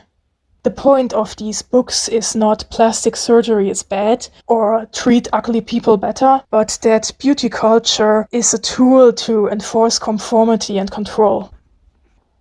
After that, Tally reassures David that now the smoke is her home, they kiss, and she throws the pendant into the fire. In the next morning, she awakes to absolute chaos because turns out the pendant also calls special circumstances if it is destroyed. This is the first time we see what the specials truly are. They have no weapons, no armor, they calmly stand at the edge of the smoke or walk between the rebels. Except again and again there is this grey flash, grey like their uniforms, and everybody they walked past is tied up on the floor. They say, "We don't want to hurt you, but we will if we have to," which is such a chilling thing to say, but also such a good summary of this regime. Tally also briefly sees Shay, who's already captured but still fighting back, screaming how Tally is a traitor. And she was so enraged that she even managed to scratch one of the special's face. Tally almost managed to escape with the help of an older Smokey by blasting pepper spray right into the face of one of the specials. Turns out the only way you can win against them as a normal person is sensory overload. But then she is caught and dragged back to Dr. Cable. In the movie there's also the scene of Dr. Cable and Maddy finally on screen interacting, where Maddy shouts Dr. Cable's first name at her and basically tries to appeal to her humanity, to just let the people choose. But it doesn't get through at all. Dr. Cable just stands there, completely unafraid, in a white robe with wide open hair in the middle of a battle, and then accuses Maddy of being the one who will only accept her own ideology, nicely showing the sheer amount of cognitive dissonance she has. Laverne Cox and Charmin Lee, who plays Maddy, acting off against each other is such a pleasure to see, and they have so much chemistry. Sadly, the movie then chooses something I consider very close to character assassination, which is Dr. Cable ordering someone to kill S in front of everybody. When in the book, she tried to erase his memories so that he could just live in the city, completely unknowing, but accidentally killed him because this was an experimental brain surgery. It is very important for the world building and for her character arc that she, while absolutely being willing to be brutal and ruthless and kill people, this is not really her first choice. First is manipulating, like she did with Tally, then putting people into the pretty surgery or making them specials, and only if that doesn't work, killing someone. Obviously not morally sound either, but it is quite different to how most dystopian dictators are written. Tally managed to escape again by claiming that the pendant, of which she knows that Dr. Cable doesn't want to have lying around there, is hidden near some hoverboards so that she can jump on one and very narrowly escape while Special Circumstances tries to shoot her off from one of their vehicles. David also managed to escape and is completely heartbroken, and they decide to make their way back to the city, where suddenly Tally is the one who has more experience in the area. They discover that there's a gap in the security system of the Special Circumstances building. It is a bit of a plot hole, but it's also really interesting world building. So hoverboards are pretty much only used by uglies or people even younger, so they aren't really seen as a serious way of transport and kind of this stupid teen thing.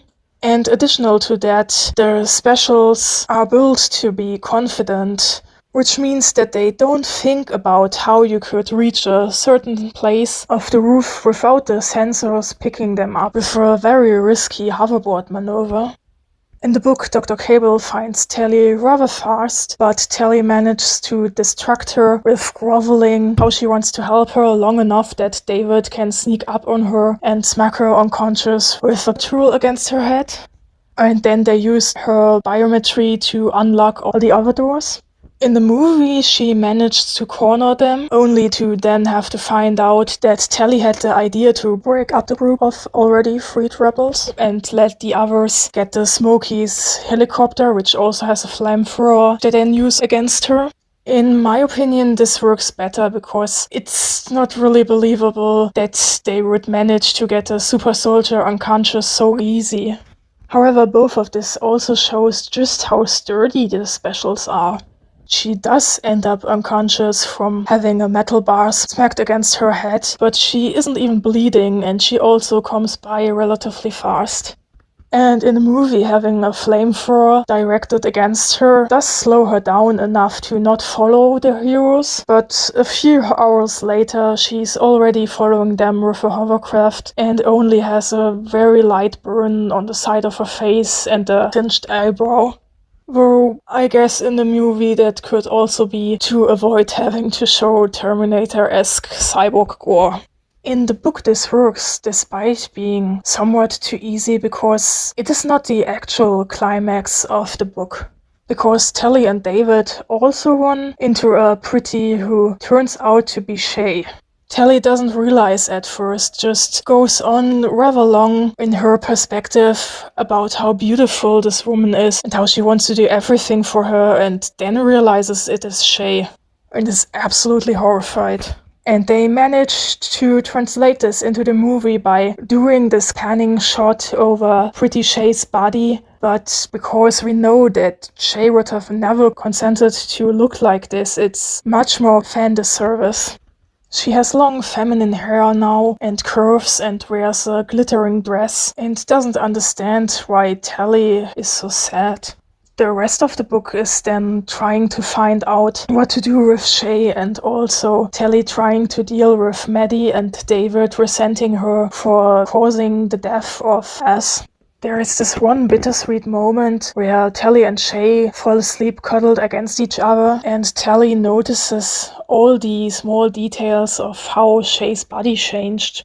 And I know that Americans are a lot more touchy than Germans, and also that this civilization comes across as even more open about physical touch, but I still don't think that cuddling with your female friend and knowing every detail about her body so well that you don't just notice what changed but can make a list about what changed is platonic behavior.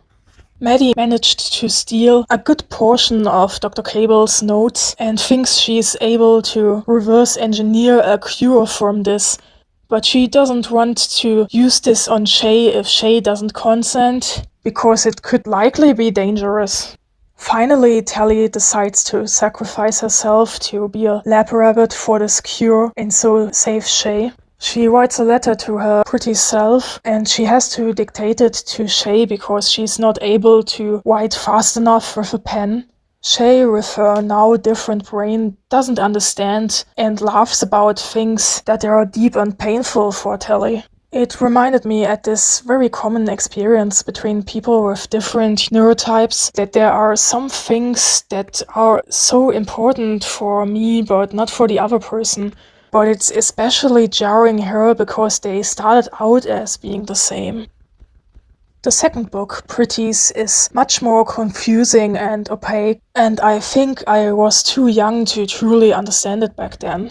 These books have a cyclical structure, so this again starts with Tally on a party, pretending to fit in, but feeling that she doesn't. This insecurity even stays despite Tally being friends with Shay, who is seen as quite of the cool person in New Pretty Town. And despite the cruel new clique's leader, Zane, finding her interesting because of Shay's stories.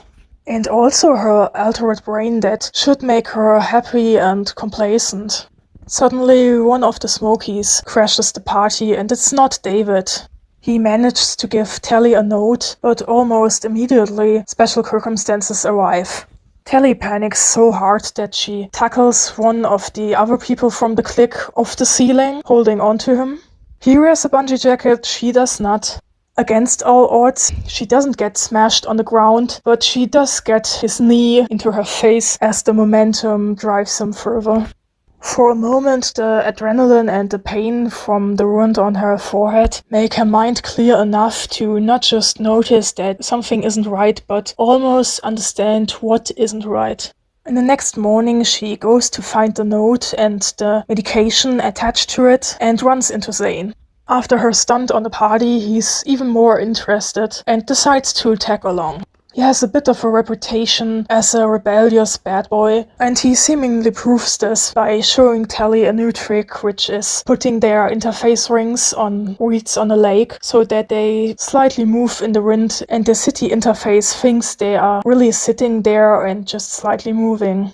Zane also explains that he is skipping meals and starving himself because he thinks that makes his mind clear. And Tally, who at this point feels that something is wrong but has her mind too murky and can't think clear enough to understand why this is not a good idea, decides to join in. Zane's eating disorder was foreshadowed already in his first appearance, but only very subtly. He gets all the typical bad boy descriptions, but Tally also mentions that he looks quite fragile, which she finds interesting. I will go into the eating disorder and self-harm representation later, which before the movie was the by far most common criticism of these books, but for that I need all the context of the second book. They find the pills on the transmission tower, but because the transmission tower is right in the middle of the city, everybody sees them. Which also means that special circumstances is there quite fast. There are 2 pills, and in their panic as they already hear the specials coming closer, each of them takes 1 pill. The book continues 1 month later. Tally and Zane have been interrogated, and they also both now have interface cuffs on their wrists, which they can't get off. They can't freely talk with each other because they know that the city is always listening. Tally also can't talk with Shay and explain what happened. And additional to that, for Zane, the cure also seems to manifest with strong headaches, but luckily not for Tally. They are welded together by this experience, which also enforces that they are the only people who truly understand what the other is going through. Tally is now also completely in with his eating disorder. They both think that they love each other and that it is a romance, but honestly it feels a bit too uncomfortable to call it that. And I love seeing a YA romance that is a complete mess, but not because the guy is a misogynistic piece of shit. They are also now the de facto leaders of the clique and try to get everybody else to get bubbly, as they call it, by adrenaline-inducing actions. Everybody else notices that something about them changed, but they also notice how emaciated they are and don't know how to deal with either of this, and instead come up with nicknames that friendly mock how skinny they are now. Shay's resentful for being left out, but Tally is too foggy-minded and busy with the change, and also Zane's headaches to notice. The group manages to crash a flying ice rink as part of their plan, with adrenaline acting as a cure. Afterwards they celebrate, but instead Tally and Shay get in a fight. Shay shouts at her about how hurt she is for Tally to share the cure with Zane and not with her. She calls her selfish, and she says that she remembers everything. Every other way, Tally ruined her life. Remember how I said that their friendship reminded me at my own toxic, closeted, bisexual teen girl friendships? I can relate to both of them so hard.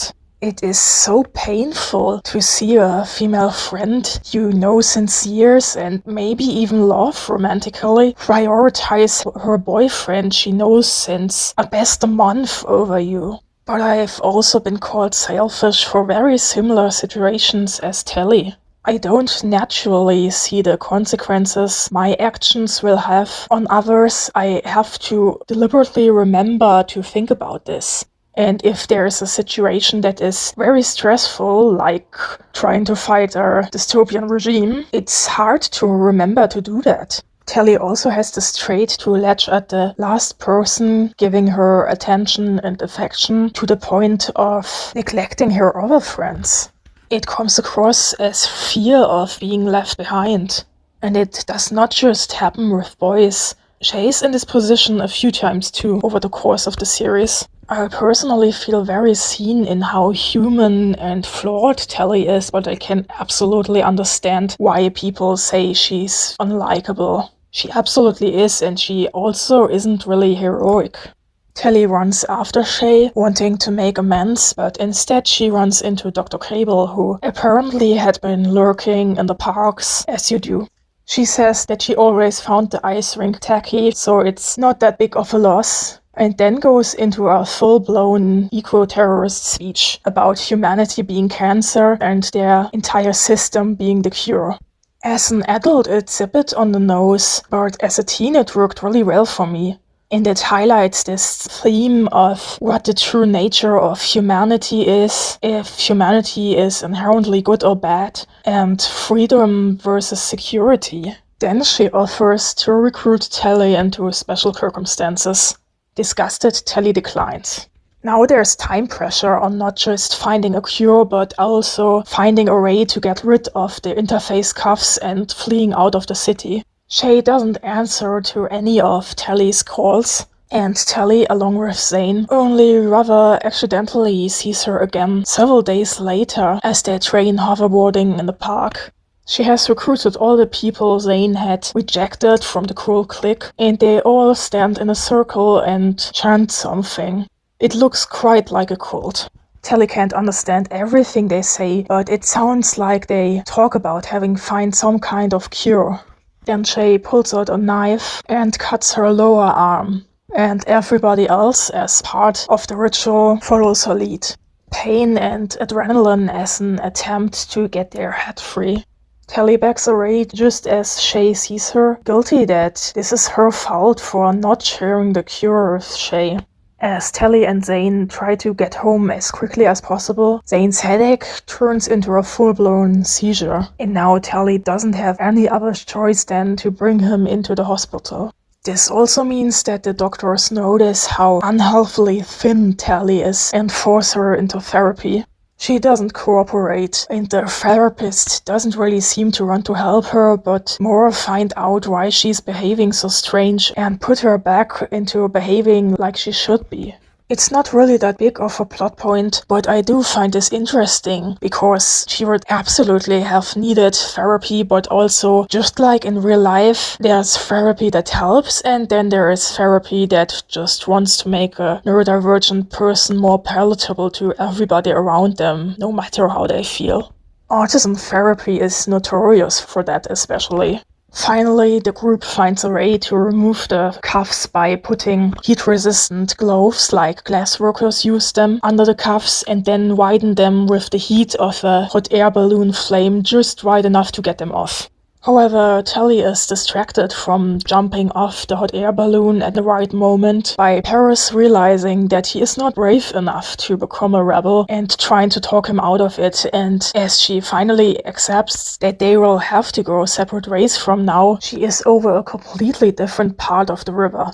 She breaks her hoverboard on the fall down, gets injured, and then gets stuck in a generation-spanning human experiment her city conducted, and can only flee by stealing the hovercraft of one of the scientists.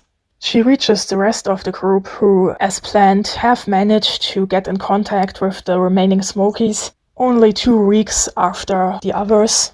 Side note, I love how this, despite kind of having the love triangle most people expect from this genre, with Tally having to choose between David and Zane, it still feels not as annoying because both of these romances actually contribute to the plot and both of these characters are at least somewhat interesting on their own. And they don't try to compete. They turn out to have become great friends in the time Tally wasn't there. David has forgiven Tally, but Maddy hasn't. She still hates her all the same. At least she explains that the 2 pills were meant to be taken together because the pill that Zane was taking contained nanos that would get rid of the lesions, and the one Tally was taking only contained nanos to stop these from eating a hole into the person's brain. That also means that Tally has more or less cured herself by placebo. And this is another thing a lot of readers don't really seem to understand, claiming, oh, she's so special that she managed to cure herself without medicine. But if you're mentally ill or neurodivergent in another way, you do know that it is possible, at least to some degree, to learn and fight your way out of some kind of harmful behavior. And it's not like she's just from one moment to the other completely cured.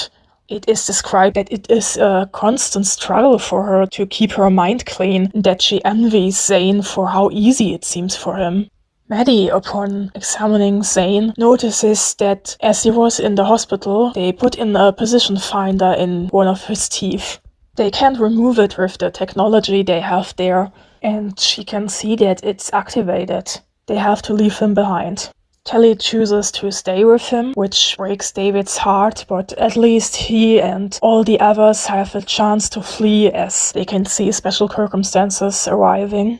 From her part of the abandoned room where they put their quarter, Tally can't really see most of what is happening, just that they come and take Zane away. Then Dr. Cable arrives, taunting her and explaining that she wanted to wait longer until activating the position finder so that she could be sure they had already arrived at the Smokies' hideout. But Tally stranding her colleague in the human experiment pissed her off enough to do it earlier. After that, Tally sits alone in the room for several hours, knowing that an anorexic 16-year-old can't outfight half a dozen super soldiers. She sees several specials arrive on hoverboards, which is strange because they usually don't use these, who apparently have managed to capture Fausto, so Paris' friend, who will become important later. They come closer and finally Tally recognizes them. 2 of Shay's cult followers and her as the leader.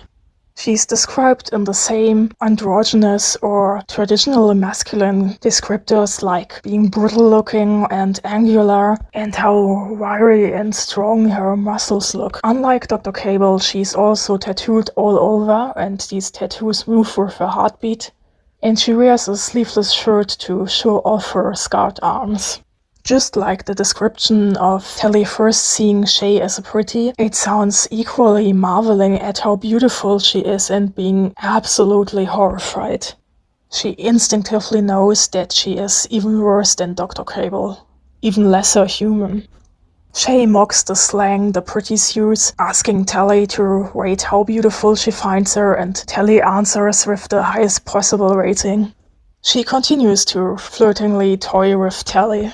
She explains that Dr. Cable was so intrigued by her cult that she made all of them specials.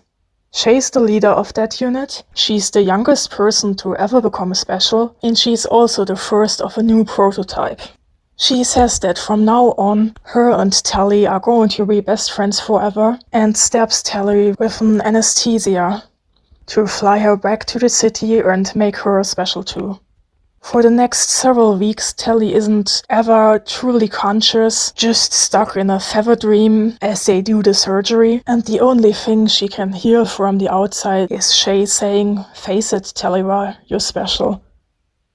Which is absolutely my favorite last sentence from any book ever, because additional to the obvious meaning, this also sums up Tally's entire arc until now.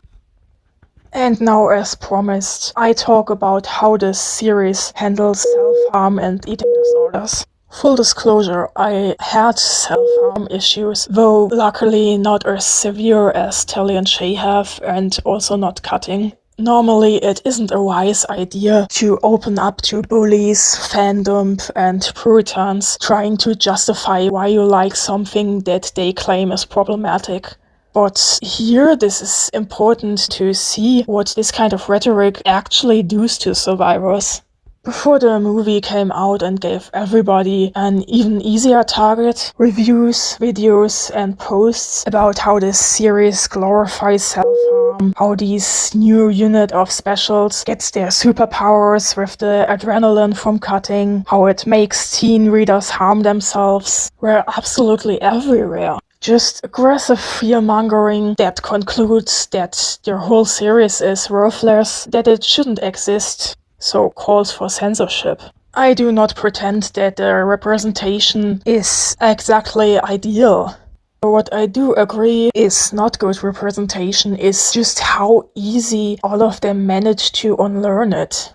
This sounds counterintuitive, but understanding just how hard it is to learn how to deal with these emotions in a healthier way only truly shows the gravitas all of these topics have.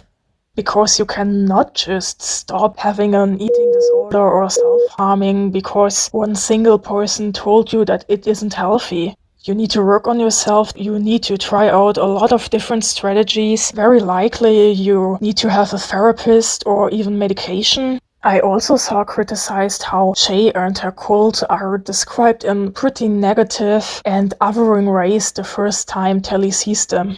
And Telly not ending up having organ damage or some other long-term effects from her eating disorder also downplays it a bit. Though it does make sense in the Watsonian way. The time span of the second book is not that long, and even more the special surgery. I don't want to go into all the gory details, but let's just say the special surgery is so invasive that there wouldn't be much left from Telly's original body afterwards, including her organs. So it makes sense that they would just replace them with healthier ones like it's standard procedure for the pretty surgery anyway. The characters absolutely glorify all of this, but there are some accurate parts. Telly and Zane get their eating disorder, and Shay and her cult get their self-harm problems from desperately trying to gain back control. And this is so often the reason why people start with this kind of behaviors. They have no control except for their own body. And it is not as clear-cut that these books falsely portray self-harm as creating a moment of clarity through the pain. For me, my reason was always that I had some kind of emotion so strong and horrible and painful that I couldn't get them to stop no matter what else I did, and in this moment, causing myself pain seemed like the best solution, at least subconsciously. Even if obviously it isn't. And this gets even worse if you are so deep into mental illness that you can't really think clear. Or, like in the book, have your brain altered to be muddled and complacent. These disturbing group dynamics of people enabling and even encouraging each other do exist in real life too. And distribute this newer, safer cure. But the narrative doesn't. It doesn't quite make the distinction clear enough, portraying both the eating disorder and even more the self-harm as very destructive and scary and disturbing, while also being forced to show all of this from the perspective of the characters. I'm just a bit flabbergasted how many of these people don't really seem to be able to deal with unreliable narrators. Because unreliable narrators in dystopias are really nothing new. Especially in adult dystopias, and I have to remind you again that this book came out before YA dystopia was mainstream and fully seen as its own thing, so it couldn't really fall back on other YA dystopias. Even more, do you really take Dr. Cale's word that self-harm is positive? At that point, she is shown to be manipulative, full of cognitive dissonance, and very ruthless already. Doesn't it make much more sense that she would just say that to Shay to manipulate her, because she's more useful when she's self-destructive and desperate like this? It is very telling how these people never acknowledge the other neurodivergent themes of these books, and quite often don't even acknowledge the eating disorder part, which in my opinion is handled worse than the self-harm part. But well, self-harm is more scandalous, right? They constantly talk about how they want to protect survivors from books like these. That meant that I couldn't truly have experienced this, right? Because if I had, I would hate these books and they would have harmed me instead of helped me. And I'm an ableist for liking them. So it also took me way longer than it should to start processing these experiences. Then I saw these one-note posts from other survivors describing how they felt seen in these books or even how they had helped them. There is a wide variety of opinions, and there are people for whom this truly was harmful, but there are also quite a lot of people like me. However, the only survivors who will ever get their opinion spread are these who happened to have the same kind of opinion neurotypicals expect. And I will forever be furious at these white knights talking over survivors. And yeah, as far as I know, these books are not own voices, but there are people like me in the fandom, and there are similar problematic depictions out there written by survivors. The first victim of censor attempts like this will always be own voices, people whose experiences and opinions isn't palatable to the majority. You are not actually protecting us like you claim. With this, we finally have all the context needed for the third book, Specials, which is the most relevant for the topic of this video. And I want to make clear that the Specials as an allegory for being neurodivergent or for being bisexual or trans breaks down at the fact that they are super soldiers. While in real life, if you have any of these identities, you are much more likely to be a victim of violence than a person of the majority. But this is a common problem in quite a lot of science fiction allegories. Now Tally is a villain protagonist. As we finally have the view from the inside in how they work, it becomes apparent that Specials aren't actually brainwashed drones like you would expect. It is more like that the way their brains work and already beforehand existing mental illnesses and the way they process their senses are all so carefully tweaked that the only conclusion they can reach is being on the side of the city. In my opinion, this is a lot scarier. The way Tally describes her own body and her own thought process are strangely mechanical, more like talking about a machine. And most of her arc over this book will be fighting her own brain and fighting to gain her humanity back. You can probably see why I would find this relatable. Through the cyclical storytelling, this book too begins with Tally crushing a party along with Shay's unit, because they have heard that one of the Smokies would turn up there and distribute Maddy's newer, safer cure, so that these kids can bring it to the pretties on the other side of the river. Tally and Shay are absolutely gleeful for having the chance to hunt down their ex-boyfriend David. It's such a fun dynamic to see these two monster girls more or less flirt with each other over how they will capture this guy. Absolute evil girlfriends vibe. Suddenly, contact to one of the others breaks off, and Tally and Shay have to realize that the Smokies have military technology they could have only gotten out of one of the cities. They have sneak suits that make them invisible even to the infrared that the Specials use to navigate at night. And they have shock arrows that are strong enough to knock them out. Shay rushes off to free the other soldier and manages, but gets knocked out herself as she's distracted by helping him. Now David tries to escape, carrying her with him on his hoverboard. Tally catches up to him. They now shoot at her from two different directions, but since she's warned, she heard it and manages to catch both arrows, right while David is watching. He is visibly disturbed by her. She has nothing but hate for him, and quickly he realizes that he doesn't have a chance of escaping this unless he throws still unconscious Shay into the river underneath them.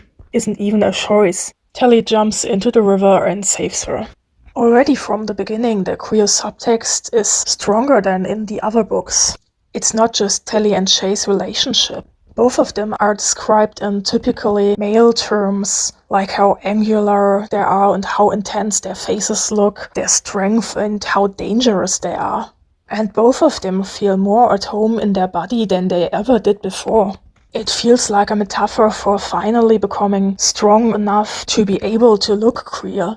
Especially with this detail that special circumstances is exempt from the limitation the morphologic committee puts on everybody else's faces and bodies. None of the male specials are really important, but they too are described in rather androgynous ways. Sure, they are dangerous, but for them the focus is more on how fast and elegant they are. The movie didn't really manage to bring the specials across, so this aspect is also missing, but even movie Paris, who ends up as a special, wears eyeliner. What I find even more fascinating is how it also works as a metaphor for unmasking. Tally finally accepts that she's different, and Shay, who had accepted that since the very beginning, finally gains power from that. But this sense of being, well, special directly is used to exploit them further. They're not just special and free, they see the world in all its detail and they see how much better they are than the average citizen, and so feel the need to protect all of them and so protect the system. They're special because they are so selfless that they allow becoming just a weapon and not a person anymore. It is not the usual kind of oppression you see in YA dystopian novels, and sadly this is all too true to reality. While governments are usually not quite as open about this yet, I have seen so many hate groups who won some disenfranchised younger people over by claiming how special they are. And this is also visible in how Shay's unit's self-harm problem, if anything, got worse through becoming specials. It's part of their group identity, it is a completely normal part of their life, and they use their scars to brag to civilians. As super soldiers, specials are expected to get badly injured and expected to be able to continue fighting, which got them the brain modification that pain for them can bring them in an almost tranquil state of concentrating on the fight. Can you see how this negatively affects their self-harm issues? And, well, it absolutely makes sense in-universe given how much they glorify it and how Dr. Cable exploits them through that, but Shay's unit call themselves cutters, and I will only be using Shay's unit because I'm really not comfortable calling them that. The story continues with Tally convincing Shay to visit Zane, who she still somewhat cares about. However, she feels herself as so different and better than him that she can barely bear to look at him. This is made even worse by the brain damage from the cure, mostly manifesting as causing him issues with motor control, so he can only walk or hoverboard if he really concentrates on it, and even more that his hands are constantly shaking. He still tries to trick the city and help his new friends in a new clique, but this time the interface cuff is around his neck and he can't get it off by himself. So Tally decides that she has to help him with this, and she has to somehow help him to prove himself is worthy of becoming a special too.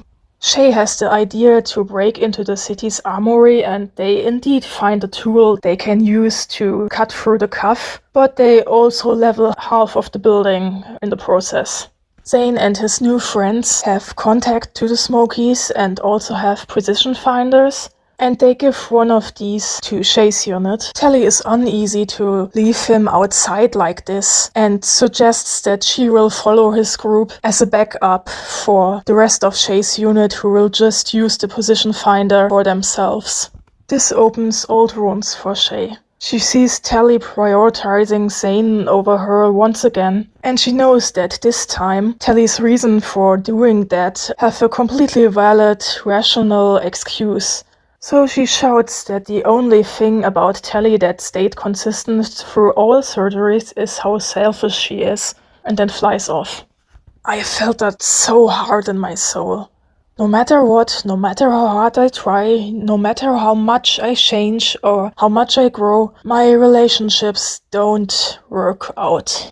On a larger scale, this shows the interplay between body and brain and identity these books explore. Each of the books has a different person as the main character and slightly different narration styles, but all of them are also very recognizable the same person. The only other book I ever saw pulling this off is the Locked Tomb series, which goes a bit further with this concept.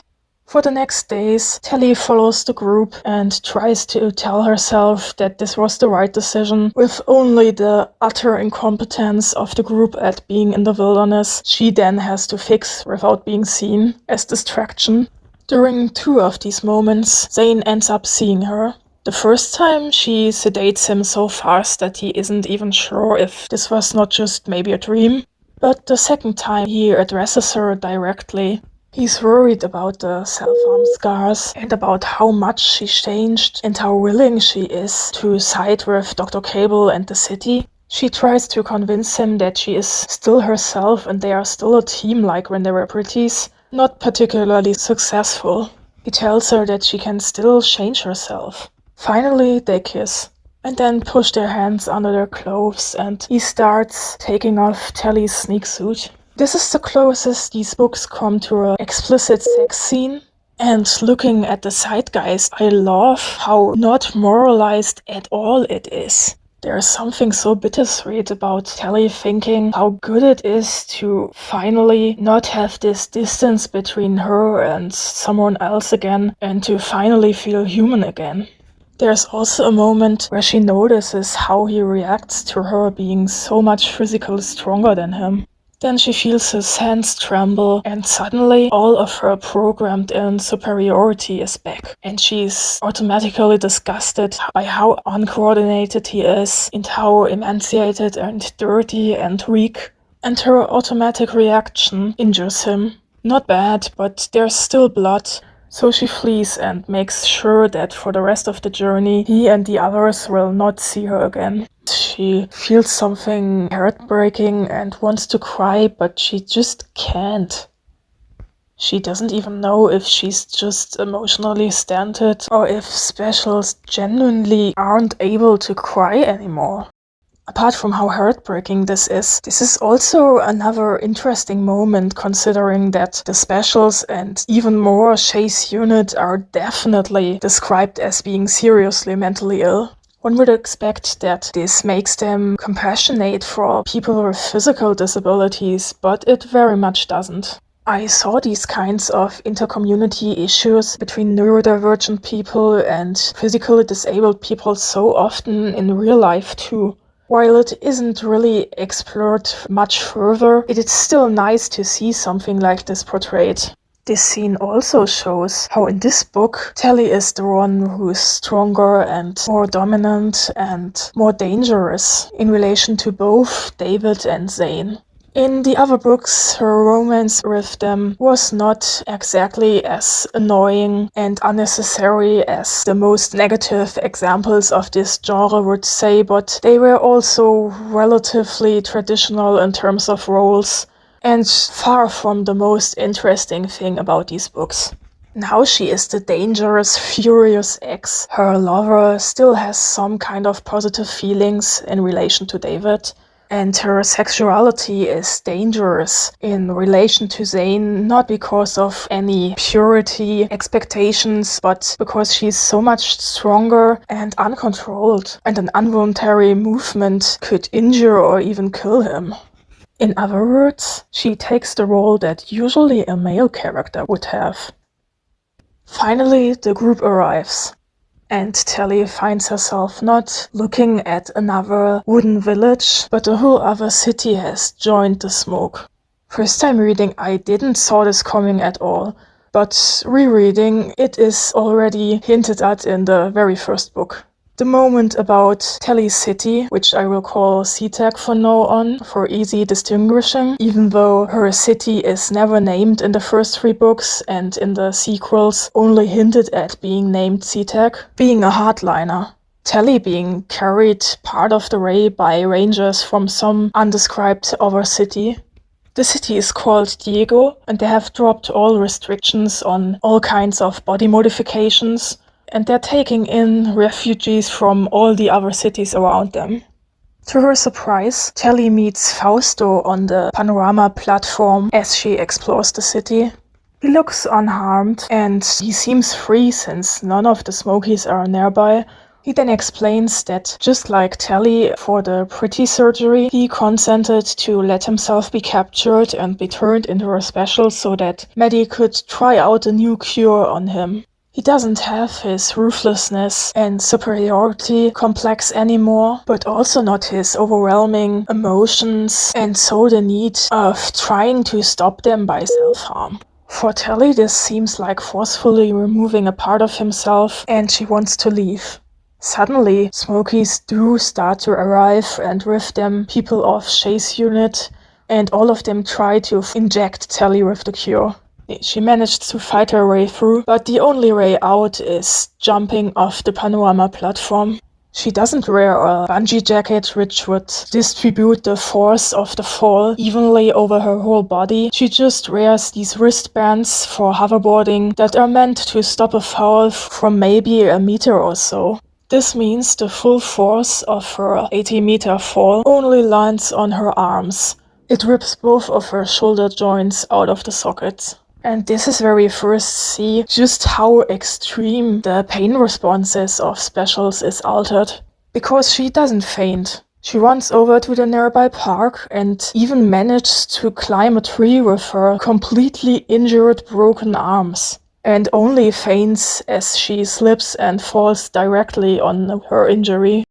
Because of the length escalating like this, I decided to add another background colorizing recording, this time of Dr. Cable and Maddy kissing.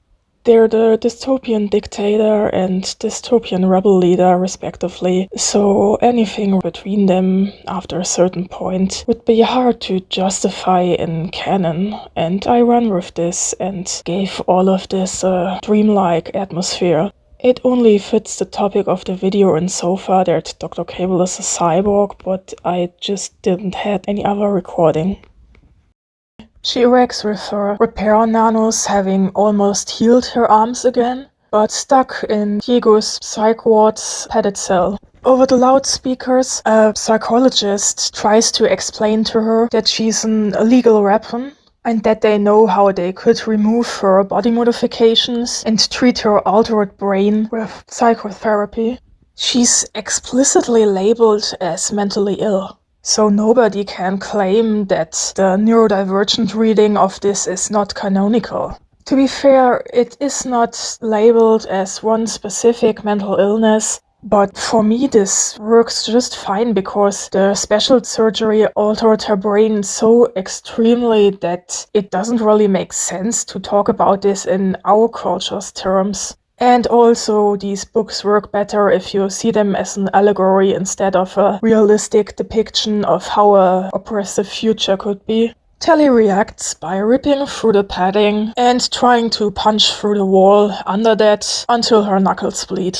This makes the psychologist panic because she feels that they put something in the air trying to sedate her. She's barely affected at a point where a normal person would be already unconscious, so they pump in more and more, and finally she starts to become dizzy. She sees something pop up in her eye screen and instinctively tries to answer. The doctors are horrified, with one even calling, "What is she?" What, not who, not what did they do to her? They want to remove all her body modifications, which apparently is safe enough that they think it's okay to do that without her consent. In the last second, Shay fights her way through the hospital staff and rescues her. Telly thinks that everything will be good now until Shay is disturbed about Telly's brutality in fighting with one of the guards and realizes that Shay has also taken the cure. Telly expects her to trying to force it on her. She doesn't. She finally breaks their cycle of Shay being altered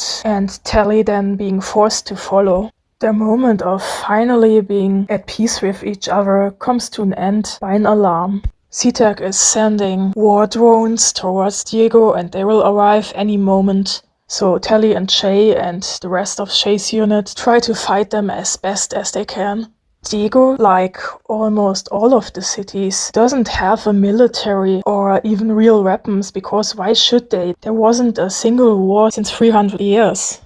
It is such a gut punch.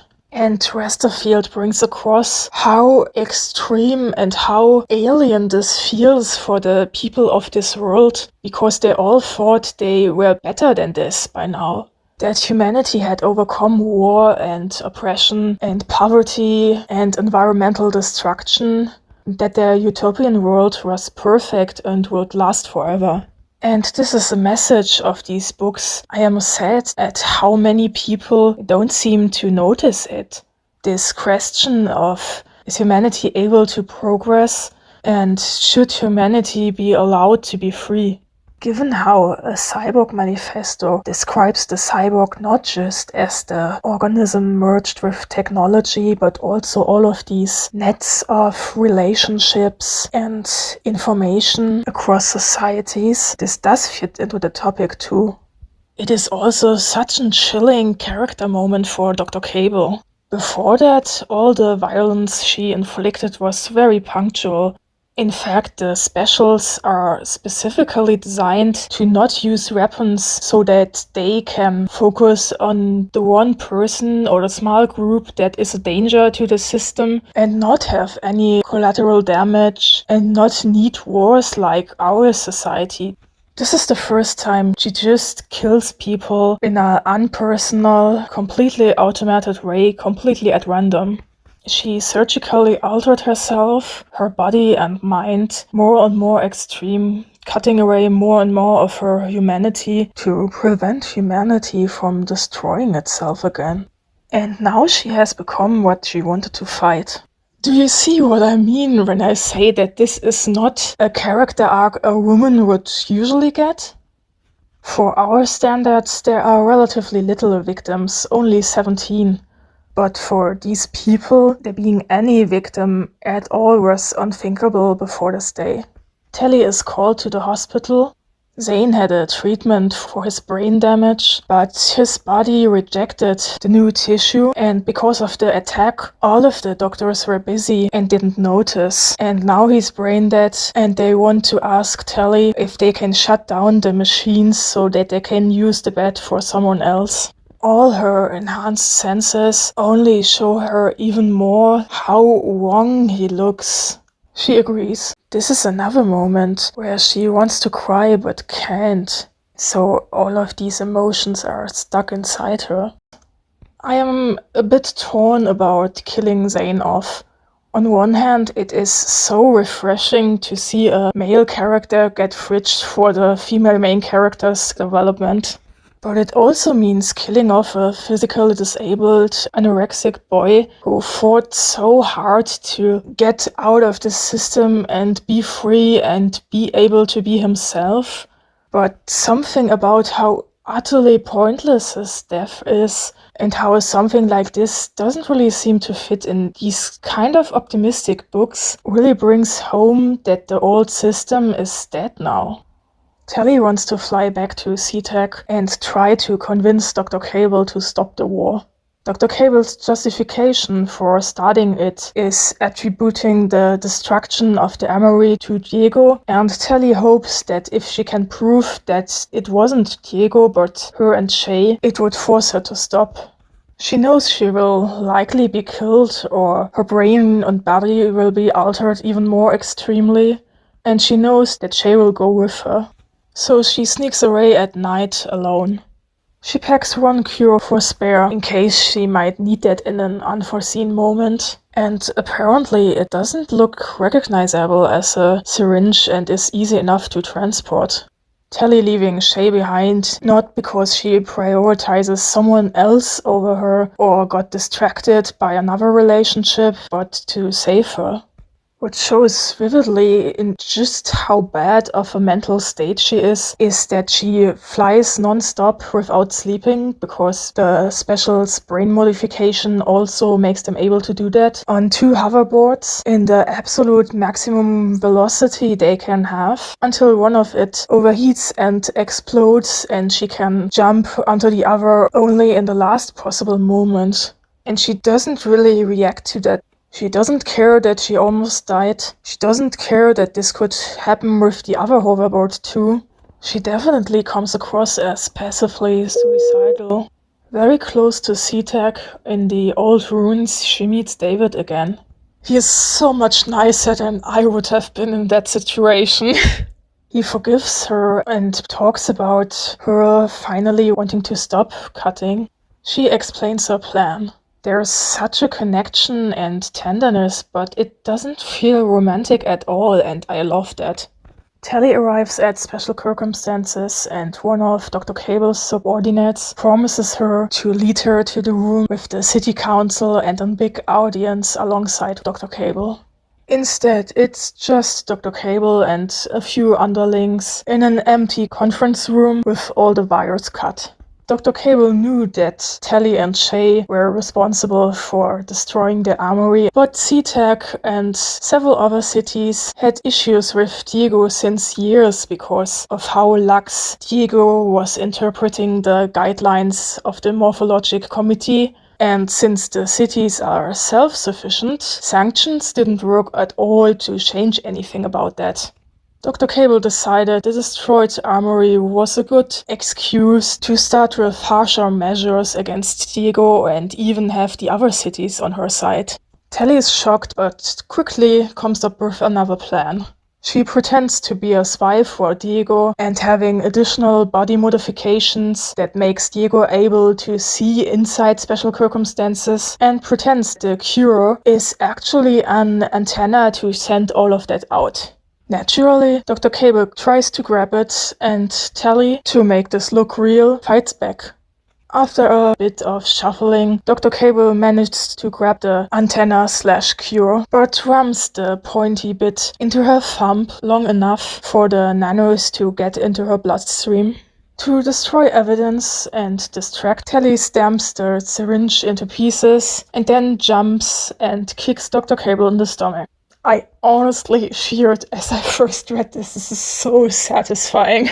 Well, for about 20 seconds, because it doesn't take Dr. Cable and the others longer to have Tally unconscious on the floor. Tally is now stuck in the room alone without any entertainment or even possibility to see what is happening outside for days and days. It sounds paradoxical, but one part of the self-harm representation that really doesn't work is that she does not fall back in this time, because this is the worst she's ever been in her life, and showing that would explain the gravitas by showing how difficult it is to get rid of such self-destructive behaviors. But also, if we want to make this realistic, this is a young woman who is very, very mentally ill, self-harms, and stuck alone in a room without entertainment, which is classified as torture. So showing this in all the psychological intensity this would have in real life would definitely be way too dark for young adult books. Dr. Cable occasionally visits her and talks with her, but she can't really gather much information at first. Then Dr. Cable slips through that thanks to what the defected unit talks, some people in the other cities and even in SeaTac City Council start to get a bit wary. Gradually, she shows more and more self-doubt and is increasingly lesser willing to push some extreme measure through. And she talks more and more openly about how SeaTac's situation with Diego is going. There's something so darkly fascinating in how, at this point, Dr. Cable and Tally have completely ruined each other's lives, but they are also the only people they can truly be open with. Until finally, Dr. Cable has a mental breakdown about being kicked out by the democratically elected city council of SeaTac for being too brutal. I would not call this a mental breakdown for any other character. In fact, for other characters, this would just be being mildly frustrated. But for Dr. Cable, who was always so cold and elegant and completely in control, to pace back and forth and ruffle through her hair and whine about how people talk about her creations and how could this happen because her new prototype was so perfect and nobody is appreciating her, is jarring. And I think that this was the moment I first truly understood her character, because it shows how extreme what she did to become the leader of special circumstances and protect her city truly was. She was not naturally this ruthless, sadistic super soldier and mad scientist. She deliberately altered her own brain to become that because she thought this was necessary for the greater good. Somehow that is more disturbing. And now she is not able to function without that. Now we understand that there isn't anything about Dr. Cable's private life or private relationships with other people, or in the book even her first name, not because she's a flat, badly written character, but because her power relies on not being a person, but this terrifying weapon protecting SeaTac. Connection and private life are quite likely weaknesses for her, so she just doesn't have any life outside of special circumstances. I can understand that Dr. Cable is a difficult character to get, because the narrative doesn't directly explain all these things. They are just hinted at, and you have to be willing and capable to spin them further to truly understand her and truly enjoy her character. And I wish they would, because she is such a fascinating villain, and I would love to see more people explore that. At some point, someone switches the electronic devices in Tally's room back on, and she sees the way people write on the internet and speak in reports change as Maddy's cure is distributed in the cities. More and more media also showing Diego's side of things and showing interviews with Shay's unit. Even later, SeaTac caves in and promises to disband special circumstances. Every one of them will have their brain and body modifications removed and be made into an ordinary citizen. Tally realizes that she doesn't want to lose her scars. She is terrified of the day she will be dragged out and forced to become another person she didn't choose herself. As the day comes, she hears a voice she can't quite identify, telling her that she will be saved, but that she needs to pretend that she is not conscious anymore, just like back then in the hospital in Diego. However, they don't save her on the way to the surgical room, and not even as they put her into the tank and fill in the liquid with the nanos that will keep her body alive when they take it apart. And not even as they start moving the surgical instruments. She is completely conscious and she tries to get out of the surgical tank, but it is completely sealed. This is far from the first time Scott Resterfield uses something I can only describe as medical body horror, even alone in this series. Citizens know every detail about the surgery, and so all of it, every disturbing, gory moment, is described or at least mentioned. Just alone, the average surgery contains things like filing down all facial bones and replacing them with moldable plastic and skinning the person to then put new, smoother skin on them after the surgery is finished. But this moment is definitely the most intense of it. It drives home the theme of bodily autonomy too, in a way. Finally, she's freed. And it's not Shay, it's Dr. Cable. She seemed to have fought her way through, according to a small injury in her face, and she looks incredibly exhausted. She accepts that she lost, but she wants Tally as the last truly surviving of her creations to protect the good parts of the old system, which Tally agrees to. I love how it's not either lose and be reintegrated in the oppressive system or completely burn it down, but this third way. As Tally stands on the roof of the building, ready to flee into the wilderness, she feels something on her face and takes a moment to understand that finally she's able to cry. And I'm going to be honest, I cry every single time at reading this part. She meets David again and sends her manifesto out into the world. Telling it like that, it sounds romantic and as if David is the one of the love triangle who wins, but it doesn't come across as romantic. I love that this ends with her not ending up with any of the boys.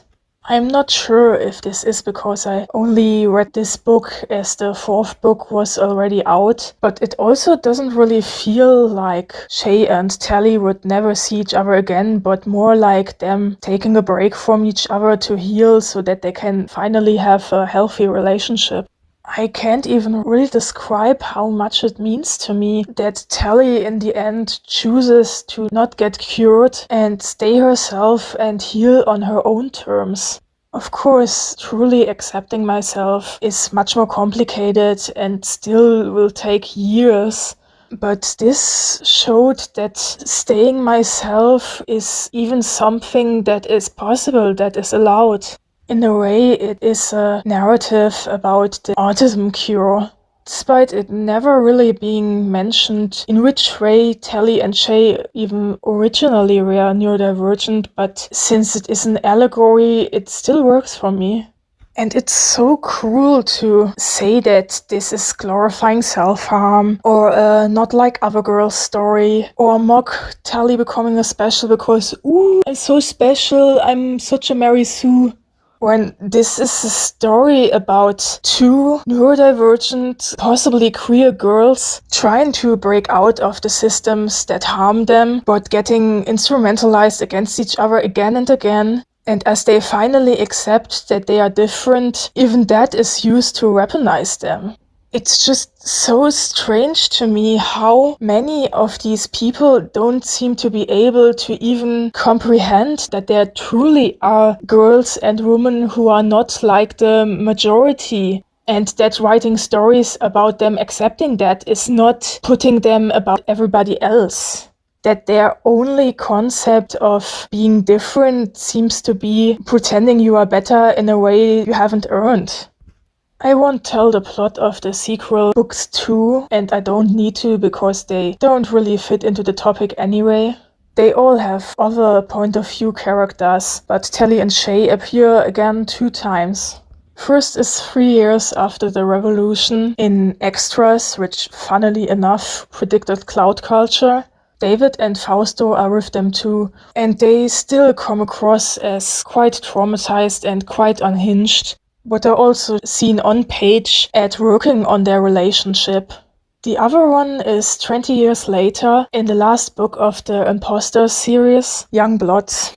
Now it's Tally and Shay and 2 side characters from the first book. Tally explains that she tried another romantic relationship with David, but ultimately it didn't work out because he couldn't deal with just how unstable she was. And she also says that now Shay has David's role. They are sadly still not canonically together, but they feel very married. They're still noticeably mentally ill, and especially Tally is still quite unhinged and ruthless. But you can also see that they learned how to live with this at this point and that they have a good life. And they even come across as wise at some points. It's so refreshingly realistic that they take this much time to mend their relationship and also this much time to heal and learn how to live with their mental illness, and that they are even still mentally ill 20 years in the future and it not just magically went away. There was something so healing about seeing this character I related so much to as a teenager, and now I'm an adult and be able to see her as an adult too.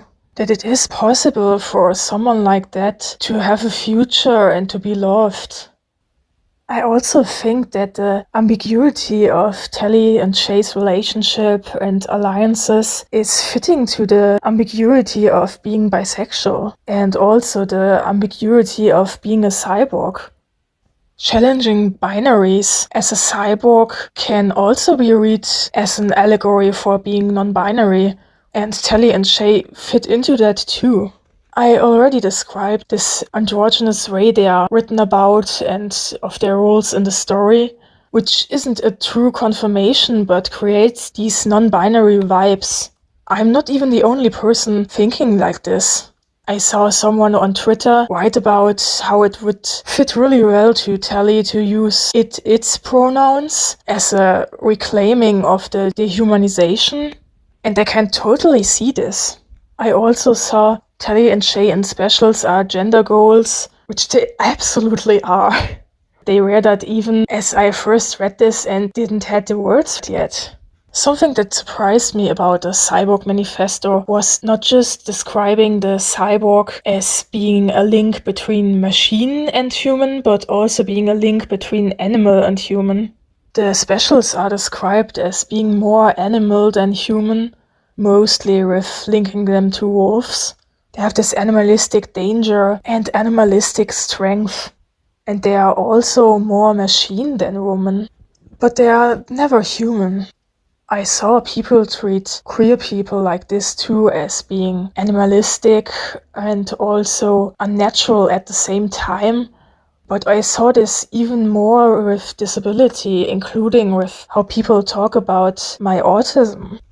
And another detail I want to point out in terms of unnatural being bad, I like that the specials having these extremely extensive body modifications is not treated as the source of them being evil, which could be used in a transphobic way or in an ableist way. They are like this because of deliberate brain modification, and the reason this doesn't come across as ableist to neurodivergent people for me is that even that wouldn't work without all the cultural indoctrination. And because, at least in parts, they seem to deliberately target mentally ill people to exploit them for the system.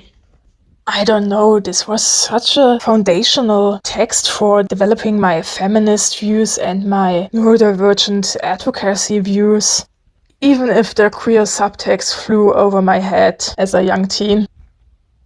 It seems to be zeitgeist to talk about media not because of enjoying it, but because of wanting to prove that you are morally better or smarter than the media. This made me wonder if I'm silly for still seeing meaning in things. And analysis like this prove that wrong, because it's more interesting to think deeper like that instead of complaining. It's understanding the world through a science fiction lens. Specifically, cyborgs can unintentionally help queer or disabled fans to understand and feel seen. Or maybe it is even an intentional allegory. 7 of 9 started out as the first one, but then became the second intentional one. All of these stories help understand power structure, concepts of body, gender and sexuality, and identity in some way. Star Trek: The Next Generation. What would happen if society was totally accepting and accommodating of a blind man? Lunar Chronicles explores the extremes of reducing someone down to their disability and how to fight for power. The Ryzen Empire. Who are you outside your cultural context and original purpose? Shira. When is a person worth something, and how far would you go to prove your worth? Star Trek Voyager. How do you learn social interactions when everybody else already knows? Uglies. How much of your identity is your body, and how is the system exploiting that? These stories are inspiring and help marginalized authors to use these tropes and archetypes for their own stories. I mostly choose more recognizable stories because I don't really think many people would want to listen to something they have never heard of before. But own voices stories definitely already exist, and I absolutely need to seek them out more. Maybe I even have this kinship with cyborgs because I too don't fit into neat binaries as a bisexual, autistic, mentally ill, masculine-dressed woman. Now I am able to put that into words. But unlike me, these cyborgs are also strong enough to truly change something, and I look up to that.